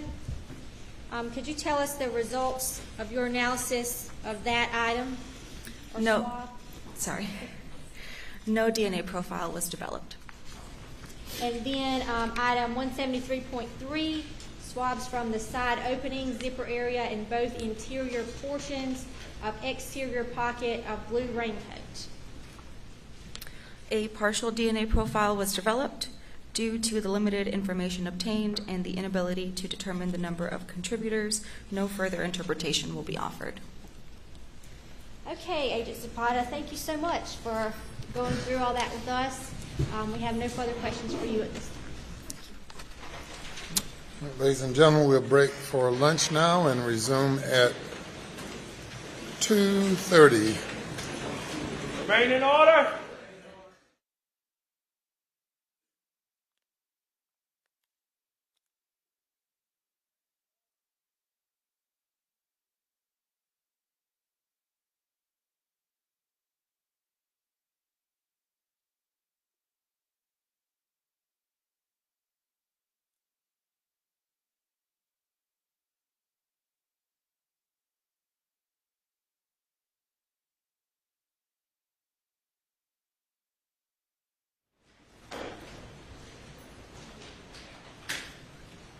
All right, ma'am, you may step down. Please do not discuss your testimony with anyone over lunch. And we're in recess till All right. 2:30.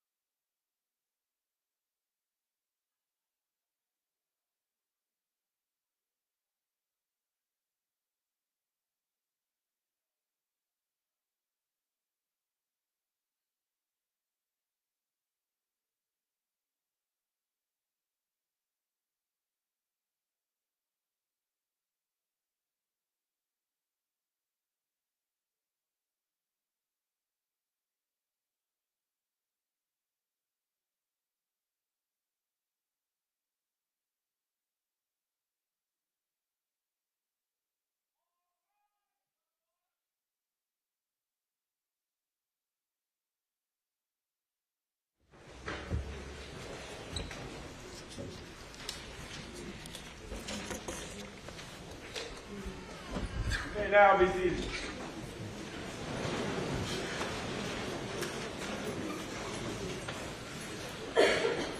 Ready for the jury? Yes, sir. Very quickly, one thing before we get started, just wanted to alert the court that after this witness, our next witness will be the pathologist. So obviously I wanted to make the court aware and the defense aware, which they are aware, and the gallery aware of the graphic and sensitive nature of that testimony. Additionally, obviously all those exhibits will be under seal, or we would request they be under seal to protect those particular images because of their graphic nature. And, Your Honor, it's, they're extraordinarily graphic. They're autopsy photos. And so both Mr. Waters and I are concerned that no display, whether anything, we're going to cover our monitors, but need to make sure no monitor is visible to the public. So we're just concerned about it. It's Yes, sir. the kind of thing you don't want to see replicated somewhere else. Yes, sir. Okay, very good. You may bring the jury.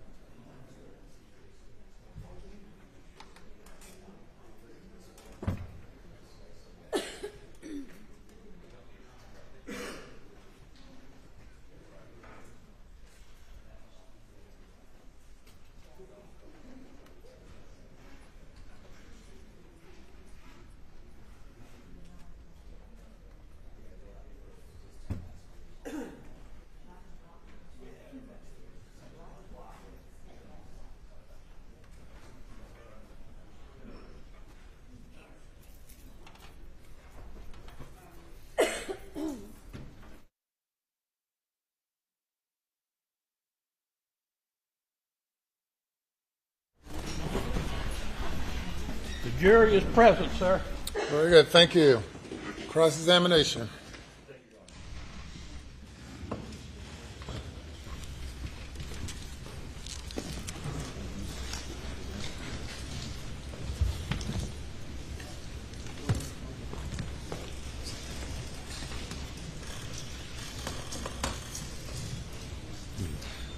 Good afternoon, Agent Zapata. Good afternoon.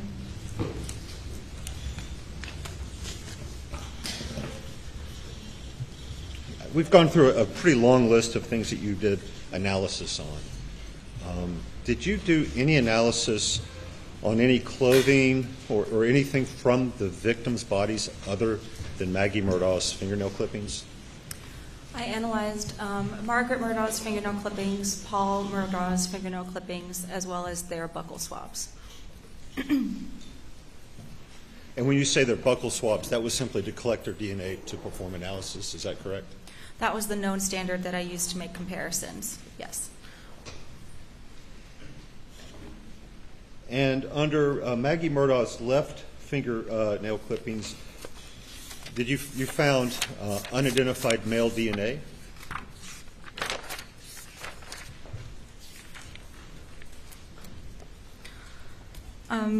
Foreign to Margaret Murdaugh, there were some alleles present, yes. When we say some alleles present, was there DNA from an unrelated male under her fingernails?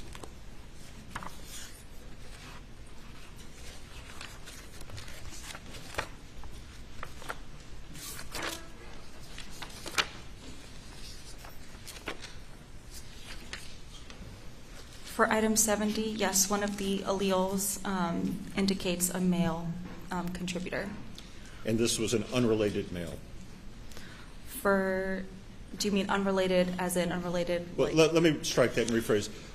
Were Paul and Alec Murdaugh excluded as contributors?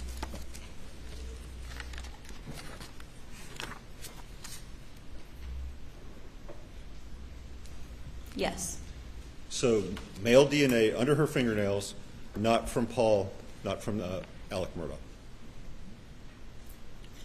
The foreign DNA to her, yes, they were excluded as contributors.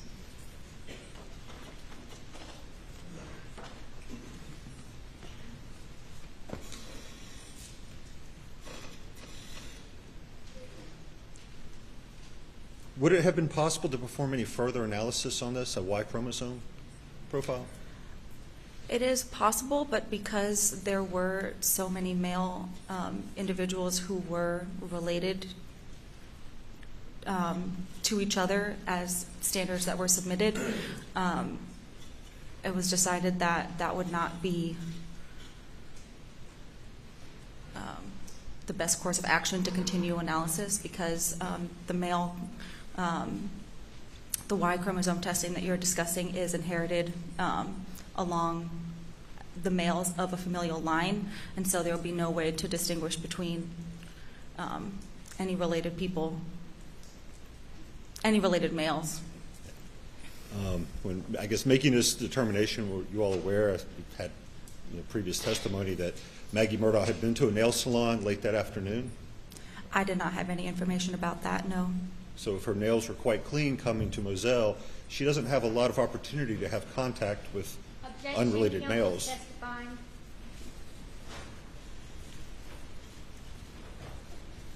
Overrule the objection.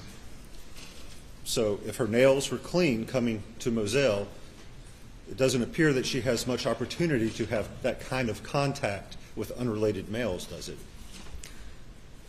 It could be DNA, DNA under fingernails. You're picking up DNA anytime you touch an item, potentially.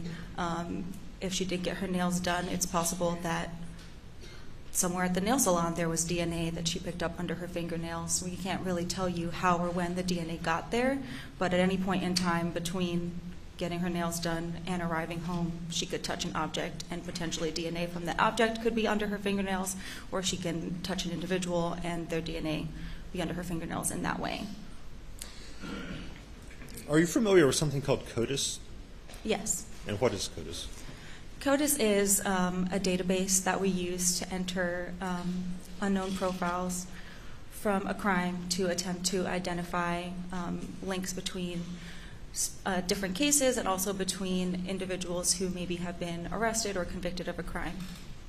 So it's a database that you can submit DNA samples to and see if you get a hit and can identify whose DNA it is. Correct.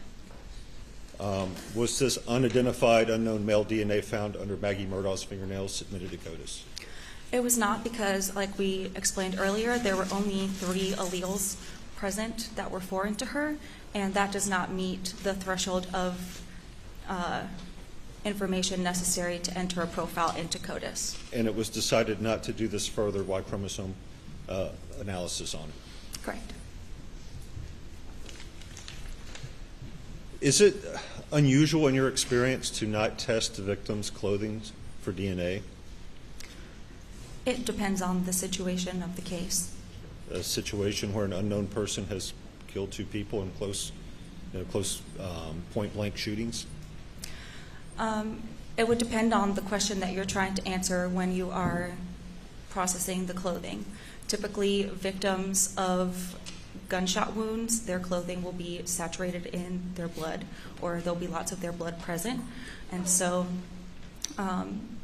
if you're looking for touch DNA from maybe an individual, we would need to know the specific area of interest to attempt to gather that touch DNA from, because the potential blood from the victims would be on the clothing. So we need to be able to isolate a specific area. If that information is not known, then there's not very much that we can do with that clothing, because there's just no specified area for us to test. What about their hands? Wouldn't their hands always be an area of interest? Again, it depends. If there is evidence of a struggle, then perhaps, which is why we would take the fingernail clippings. If we don't know, then sometimes you take the fingernail clippings just to see if you can get some DNA from the fingernail clippings. But and the one time something was taken from them, it revealed unknown, unidentifiable male DNA. A very partial, low-level profile, foreign to Margaret.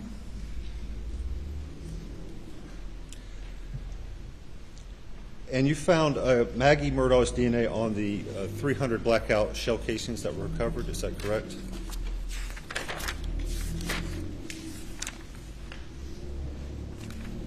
Are you referring to item 7.1? Yes. She was included as a contributor to that item, yes. And your report doesn't separate between individual shell casings, does it? No. And is your report consistent with one of those shell casings being found in physical contact with her body? I believe there was information from the crime scene that one of the shell casings was recovered from underneath her body. And is your report consistent with that DNA could be transferred by physical contact? That's possible, yes. And for the shot shells found in the feed room that had a presumptive blood test positive, you found Paul's DNA on those, is that correct? Paul was included as a contributor to that item, yes, 10.1. And is that consistent with those being found in a room soaked with his blood? It would not be unexpected.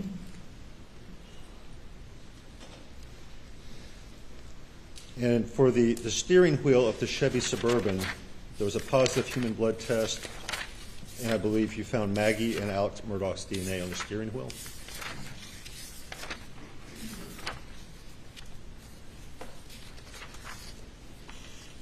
For item 56? Yes. For item 56, which was a mixture, was interpreted as a mixture originating from two individuals, both Margaret and Richard Alexander Murdaugh were included as contributors. So, yes. They were included as contributors. Yes. And is that consistent with someone who has handled Margaret Murdaugh's deceased body, which is unfortunately covered in blood, and then driving the vehicle? I can't ever tell you exactly how the DNA was deposited onto an item. I can just tell you what the DNA profile is. And I'm not asking you to, I'm just asking, is it consistent? Is there anything in your report that would exclude that explanation? It's a possibility. And for the two shotguns, neither one of those had Paul's DNA, is that correct? Can you give me an item number, I please? can. Sorry, just a sec.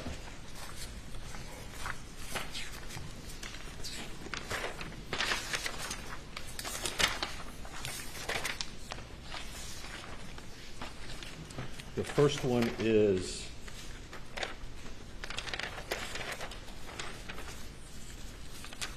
item 15. Item 15 were swabs from the Camo Benelli 12-gauge shotgun from receiver forward of the loading port, and Paul Murdaugh was excluded as a contributor to that item. And the other shotgun was item 22.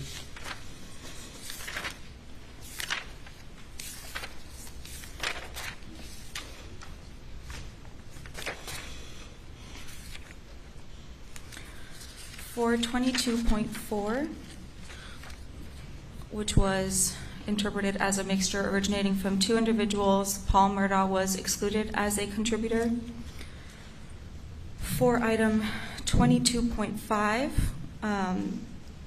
due to the relatedness of the contributors, I was not able to offer a conclusion regarding Paul Murdaugh. So that's a situation that we talked about earlier, where sometimes if there's a small amount of DNA present, we cannot distinguish between related individuals, and so I was not able to make any comparisons to Paul to that item. But you're not able to say for either one of those shotguns that Paul's DNA was detected? He was excluded as a contributor for 22.4. For 22.5, I couldn't make any comparisons to him either way.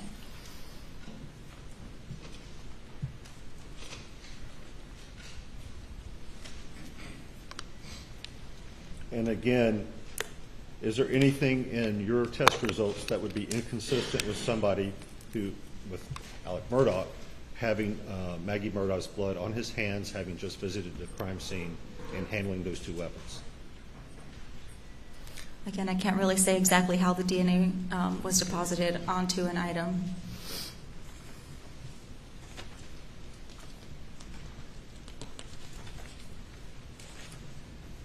And then later you did some DNA testing on the white T-shirt he was wearing, correct? Yes. Did anyone ever tell you why you were being asked to perform those tests? Which tests do you mean? On his white T-shirt. The DNA analysis on the So T-shirt? the DNA one. DNA? It was submitted with a request to, for DNA for blood, and so when items come in with a request for DNA blood, we will test it. If it is presumptive positive, then we'll move forward with DNA analysis on that item. So did anyone say we believe he's wearing this shirt that night? Is that why you're testing it for blood? Just to see if that, right? Someone's asking you to do this work. Did anyone say, we think he was wearing this shirt that night during these murders, let's test it for DNA and for blood? I know that the shirt was removed from his body when it was collected. Mm-hmm. As far as when he was wearing the shirt, I don't have any information about that.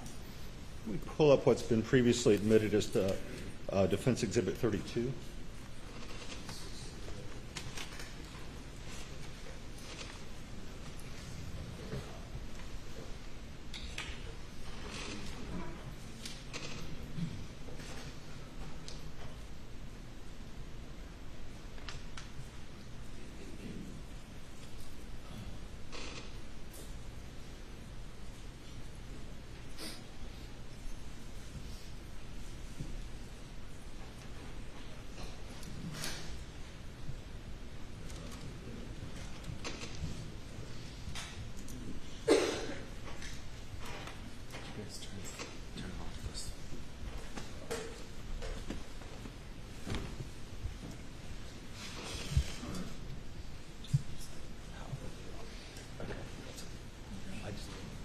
Okay. You recognize this, correct? Yes. And this shows where the cuttings were made from the shirt, right? The A, B, C, D, E. Yes. And just kind of going through very quickly, cutting A down here in the bottom, did you find Maggie or Paul's DNA in cutting A? Cutting A is item 19.4. Yes.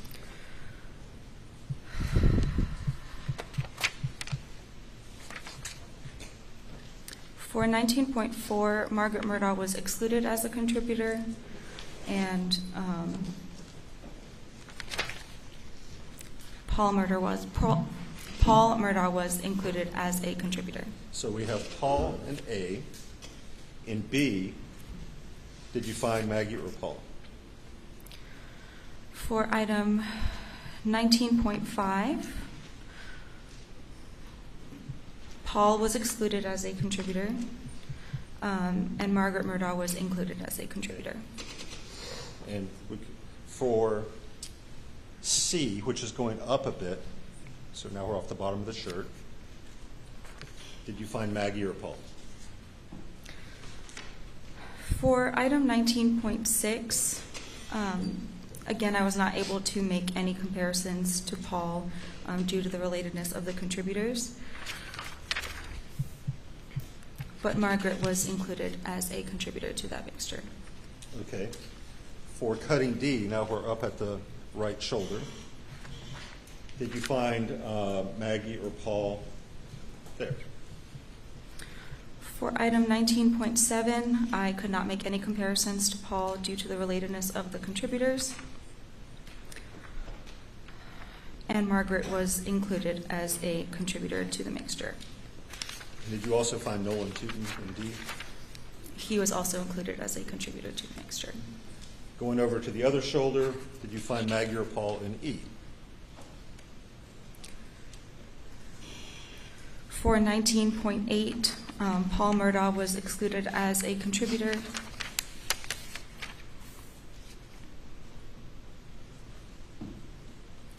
And Margaret Murdaugh was included as a contributor to the mixture. Okay. So no Paul but Maggie there. Now coming down all the way to the bottom, G. Did you find Maggie or Paul there?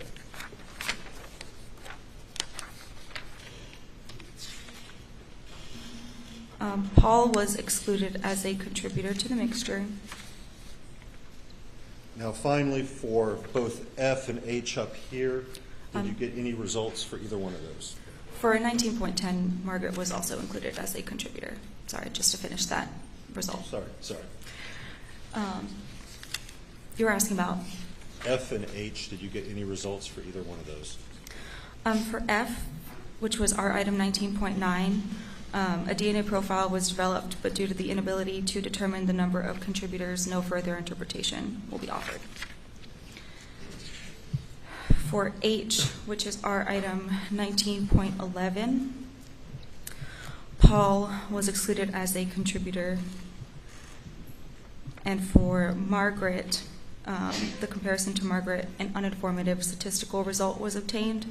No conclusion can be made regarding Margaret Murdaugh as a possible contributor to the mixture under the listed propositions, which in this case the propositions were Richard Alexander Murdaugh and Margaret Murdaugh contributed to the mixture versus Richard Alexander Murdaugh and an unidentified, unrelated individual contributed to the mixture. And that's a situation I described earlier where the seesaw is balanced, so it can't tell me in either direction which scenario is a better explanation of the DNA profile. So the only part of this shirt that we see right here, the front, where you can say that you did find Paul's DNA is down here at A, the bottom right part of the shirt, correct?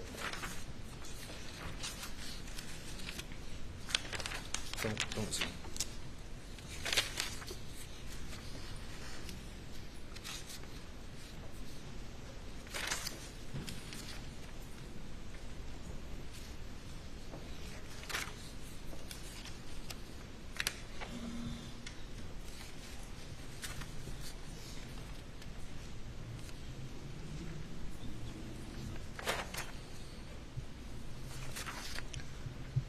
For item A, I did have an inclusionary likelihood ratio for Paul. For several of the other stains, there was, I could not distinguish between him and other related individuals, so I could not make comparisons to him. But the only place you definitely did find Paul, is that correct? On the front of the shirt.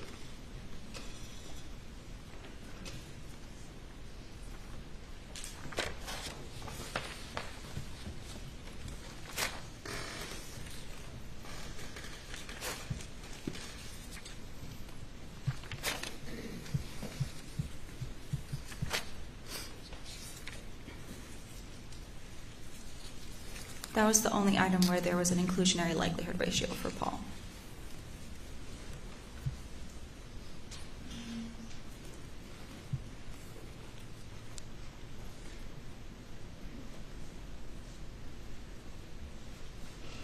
Do you remember when you did these, when you reported these DNA results? Do you know the date?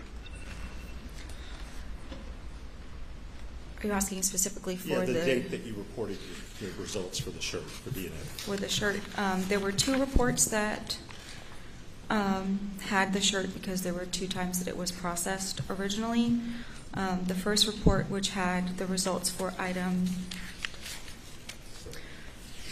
19.2, was June 25th, 2021.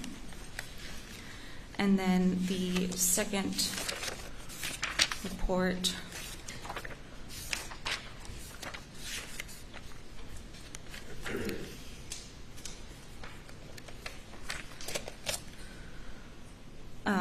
was originally issued July 25th, 2021. July 25th, 2021. On July 26th, the day after, did you attend a meeting with President was Major Huey? I apologize if I'm not saying the names correctly. Captain Riley, Captain Reinhardt, Lieutenant Wallace, Lieutenant Schenck, Lieutenant Hash, yourself, and Mindy Worley. Did you attend that meeting?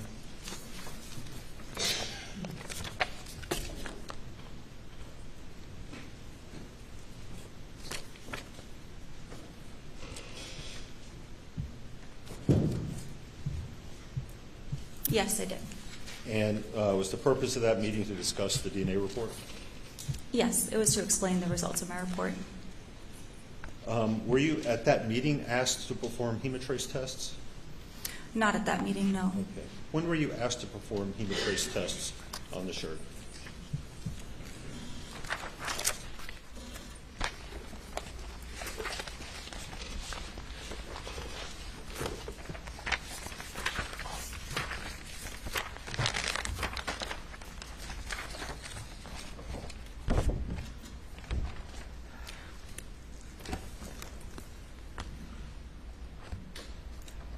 On August 10th, 2021. And is that the day that you performed them? Yes, And I think you previously testified your test results were negative. correct. Can you tell us a little more how you did? Well, let me ask it this way: to perform the test, did you make smaller cuttings from the larger shirt cuttings? Yes, so I took the cuttings, opened them, and then cut small portions of the larger cuttings to test for Hematrace, and then place those cuttings into a solution, and then that solution is added to each individual card for that individual cutting. So there's a test performed for each item.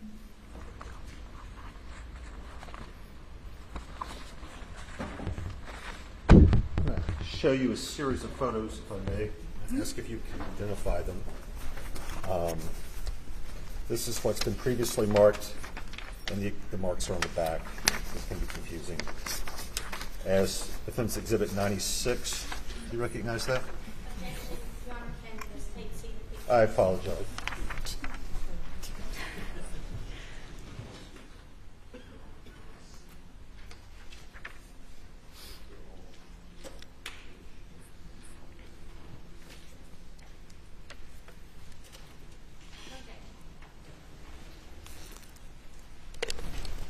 So do you recognize the photograph? Yes. And that's one of the cuttings after you made the small cuttings?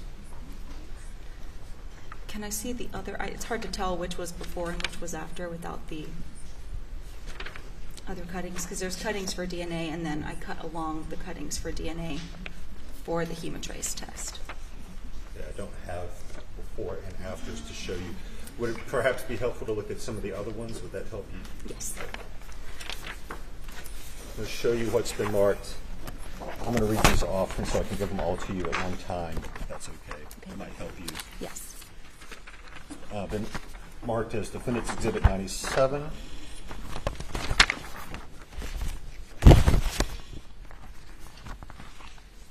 '98.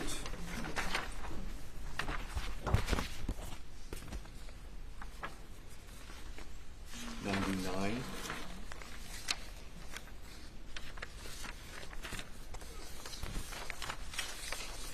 There's also still one over there. 100.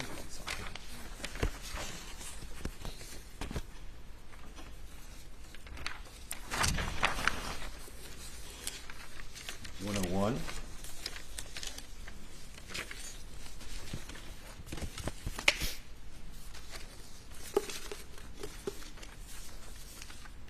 102.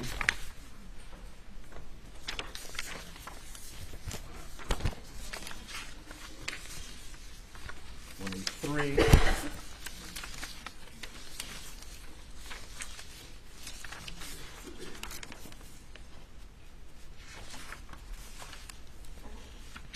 104. 105. I believe this is the last one. And I'll go get the other one. It's over there.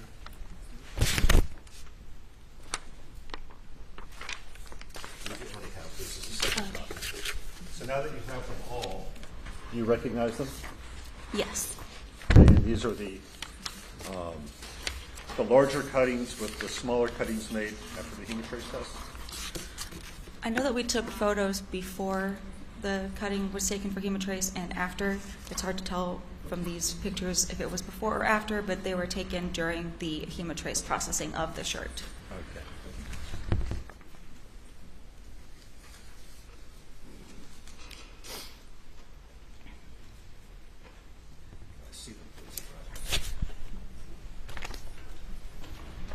Your Honor, at this time, I would offer Defendants Exhibits 96, 97, 98, 99, 100, 101, 102, 103, 104, and 105 as evidence.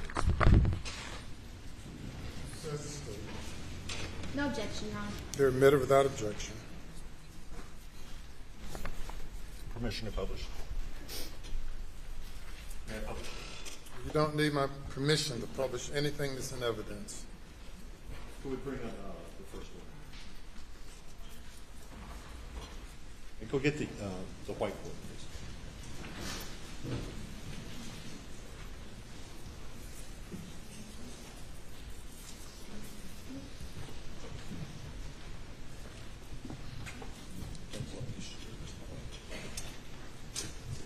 Be sure it doesn't blow up the view of the TV.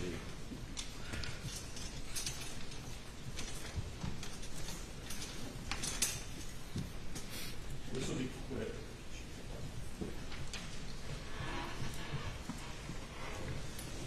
So in this one, it looks like you made 5 cuttings, is that correct? So some of these cuttings were originally taken for DNA. I tried when I cut for Hematrace to also cut along where the cuttings were taken for DNA. Okay, but there's 5 there, right? Yes. Okay. The next one. And let's see if we can count how many are here.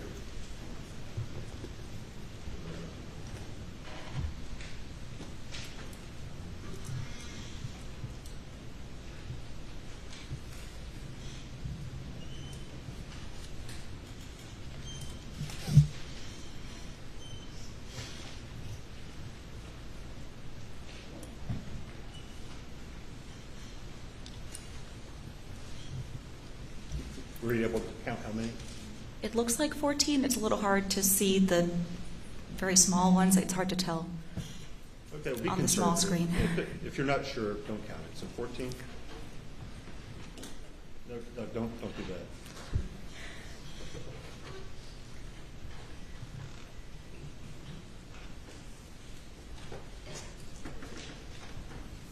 It looks like 14. Okay.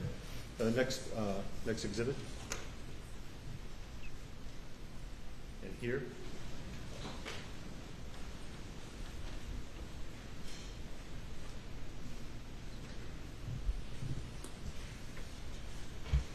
Eight.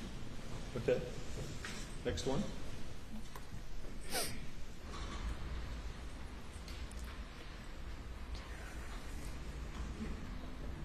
Seven. Okay. Next.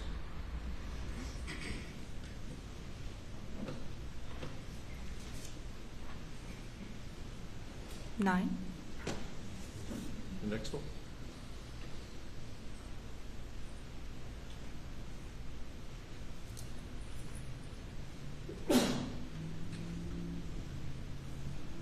Seven. 7. Next exhibit.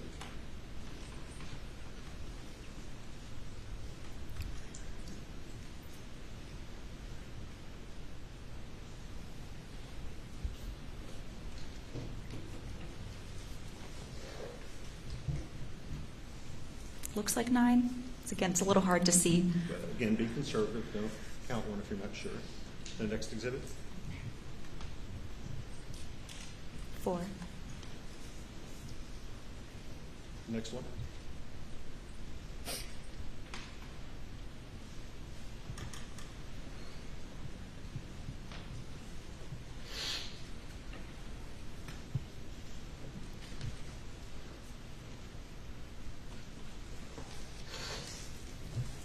Nine. Next one.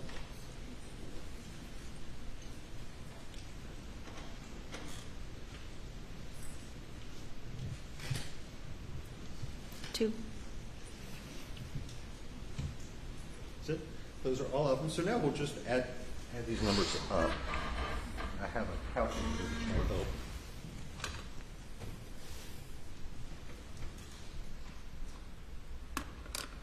So we have 5 plus 14 plus 8 plus 2 plus 7 plus 9 plus 7 plus 9 plus 4 plus 9. So what's the total? 74. 74.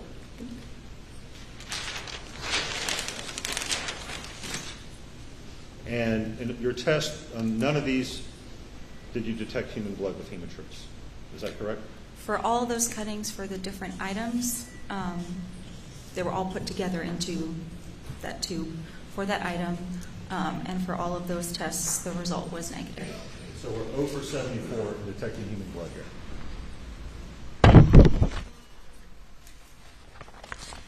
The result was negative.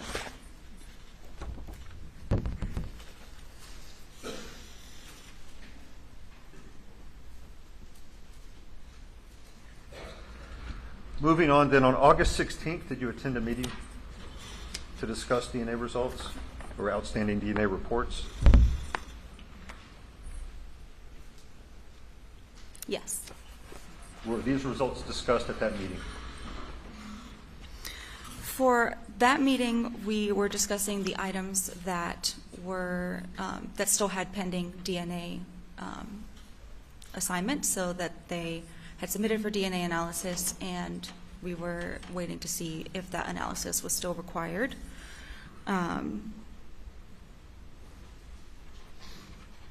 There's nothing in the discussion about those results being discussed. I don't remember anything else about that meeting. Let me ask this. Who asked you to perform the Hematrace test on August 10th? There was the request for the Hematrace result was relayed to me by my supervisor, And who's your supervisor? Lieutenant Laura Hash. And on August 10th, did you relay to Lieutenant Hash the results of your tests? She was actually the reviewer of my Hematrace test, so when we perform card tests, there needs to be a second analyst to review the card test and sign off on the review of the test. So she was present when the test was performed.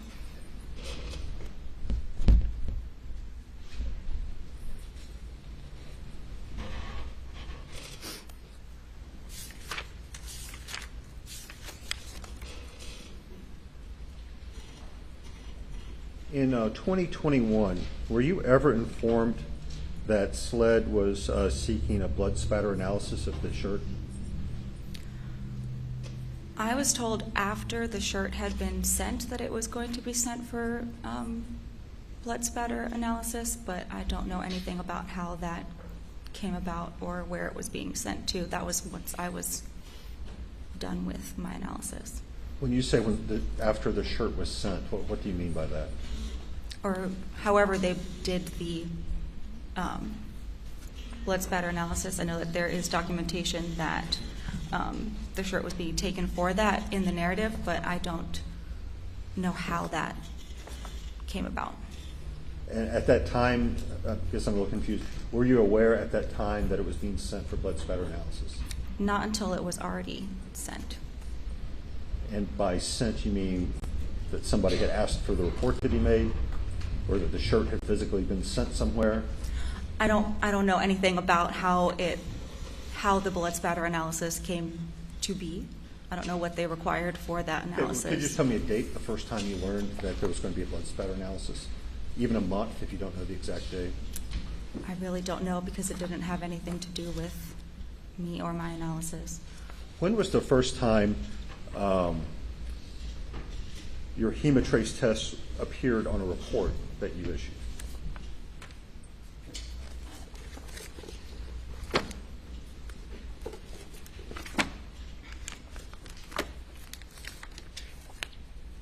The report with the Hematrace results was issued on November 10th, 2021. Were the results for the blue raincoat also on that report? Yes, they were. Okay. Did you discuss the Hematrace test results with anyone working on this case?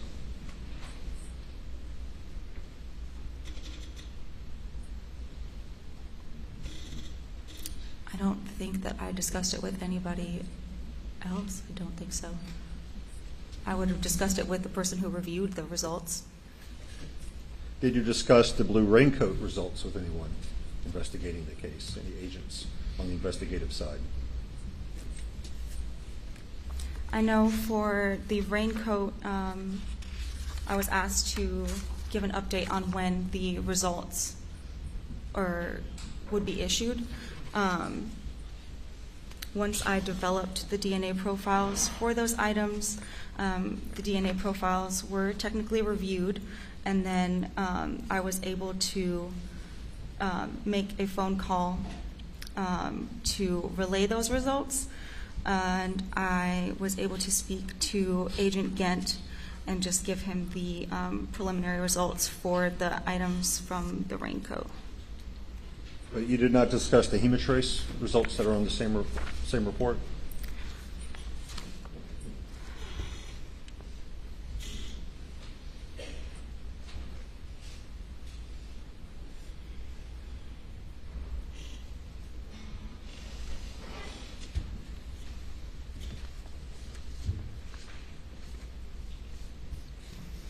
According to my notes, I only updated him on the findings from the raincoat.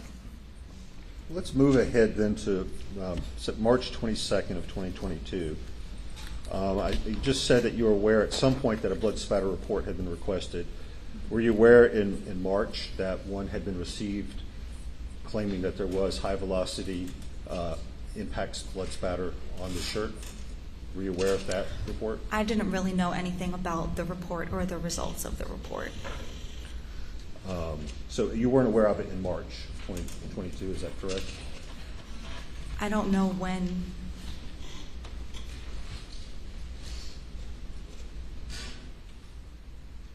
I really do not remember when I was told or what. I know that I didn't really get much information about the report or when. Okay. Well, moving a little further then, on April 11, 2022, the Attorney General requested a meeting that occurred on April 20th, 9 days later, to discuss reports. Yes. And in preparing for that meeting on the 20th, did you access your November 10 report on April 18 and April 19, a couple days before that meeting?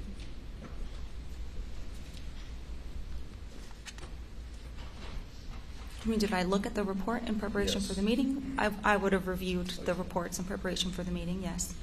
At that meeting, was there any discussion of blood spatter?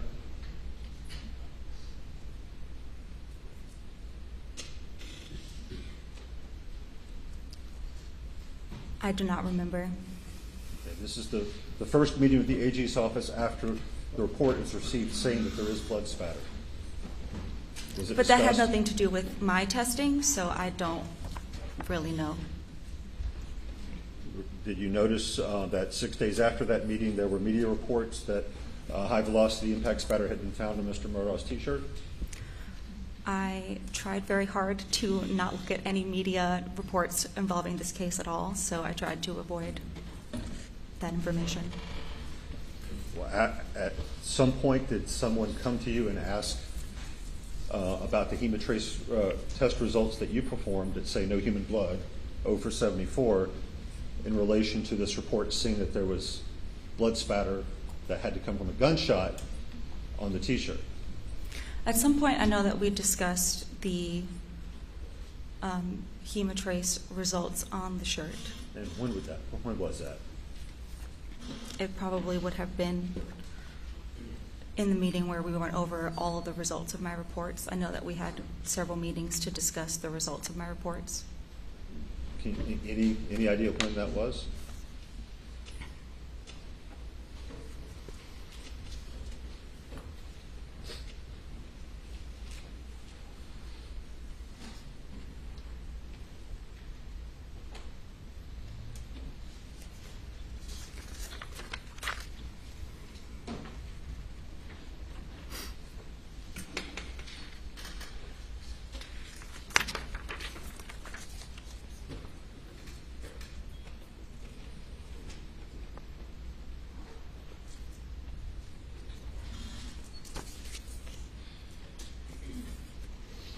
It does appear that that April meeting was the first meeting after that report was issued, where we had a discussion about the reports. So it would have been that meeting that had been discussed, your Hematrace test results and the blood spatter report discussed in the same meeting? Possibly, but I don't know that. I also wasn't present for all of the meetings all of the time. I know there were some times when there were meetings with specific individuals first, and then I would come later, so I don't remember if there was specific discussion of blood spatter there when I was present.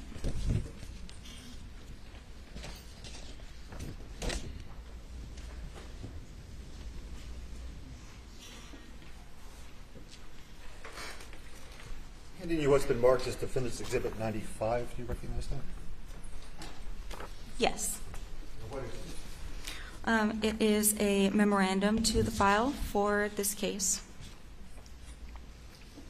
And you're the author of this memorandum? Yes. And it concerns Hematrace and it relates to this case? Yes, I was asked to do some research into the scientific literature to see if there was information about Hematrace and potential effects of other kinds of testing prior to Hematrace, as well as list some reasons for possible negative Hematrace results. Your Honor, I would offer a Defendant's Exhibit 95 into evidence. Says the state. No objection, Your Honor. Submitted without objection. Were you asked to write this memo? Yes. Who asked you to do this? Creighton Waters asked for me to do this research and then summarize my findings in the form of a memo. Did he tell you why he was asking you to do this?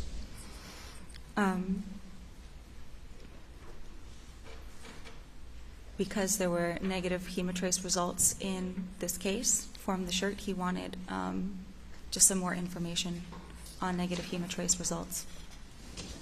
Was it specifically because of the report saying high-velocity impact spatter? I don't know that. Was that discussed when he asked you to do this? We discussed the negative Hematrace results on the shirt. Did you discuss a report by a man named Tom Bevel?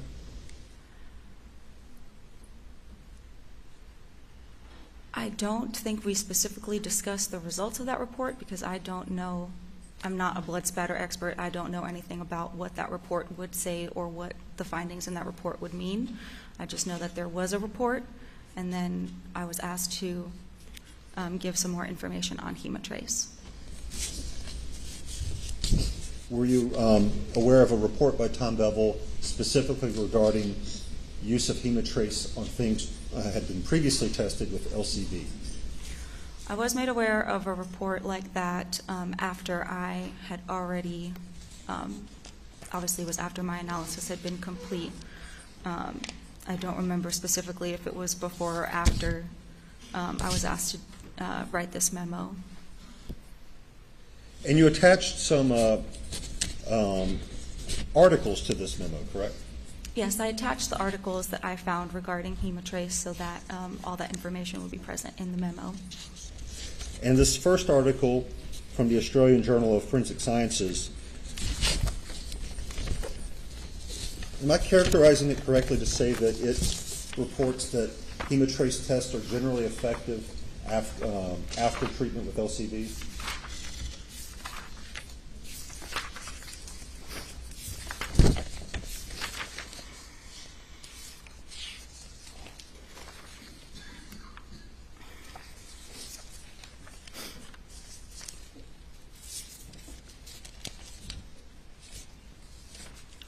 For that article, there were many tests performed comparing testing Hematrace after the use of several other kinds of tests beforehand. Their results were positive following LCV for 17 out of 17 tests with a blood dilution of 1 to 10, and for 16 out of 18 tests with a blood dilution of 1 to 100.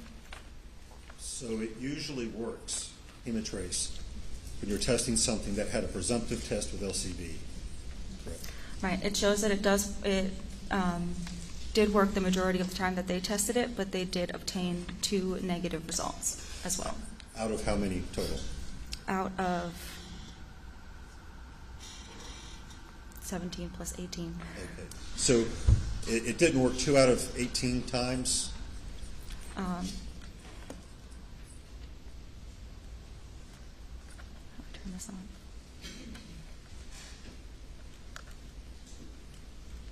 Of the 35 times they tested it, they obtained a positive result 33% of the time, according to the article. sorry. 33 times, sorry, So according to since the you have a article. calculator, what's the percentage of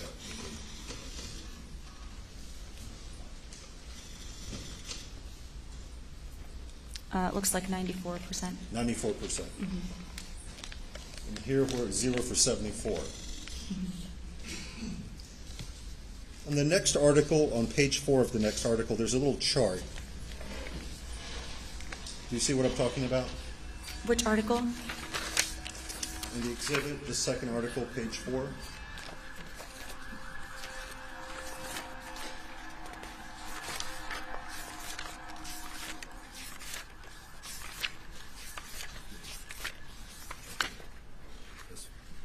Page 28. Okay, Next one. Next the page. next one. Yeah. Okay. Am I reading this chart correctly to understand it to mean that Hematrace detects blood at dilution levels in which LCV would not detect blood? According to this study, which was performed by the Michigan State Police, they were able to obtain positive Hematrace results for some samples that were negative LCV.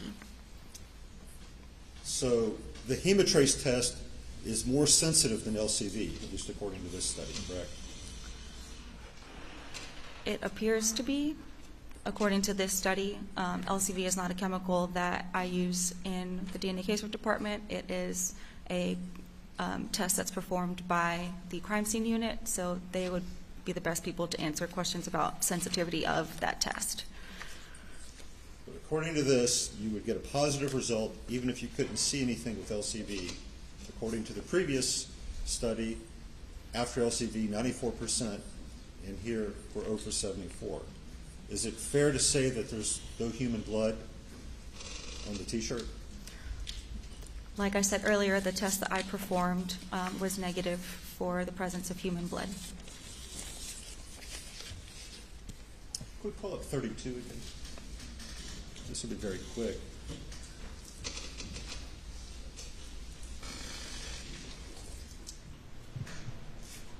Zoom in on the pocket. Sorry, I don't have an image of the back of it. I believe this is the name of a fishing boat, and there's a fishing boat on the back of the T-shirt. Were you aware when doing this is a fishing T-shirt? No, Have you ever gaffed a fish? I don't even know what that word means, no. Well, let me ask it this way then.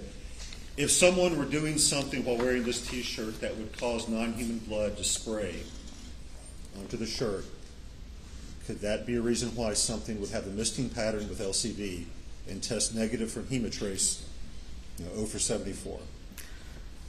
I can't really answer anything about the misting pattern because that is not my area of expertise, but one possibility for a negative Hematrace test is that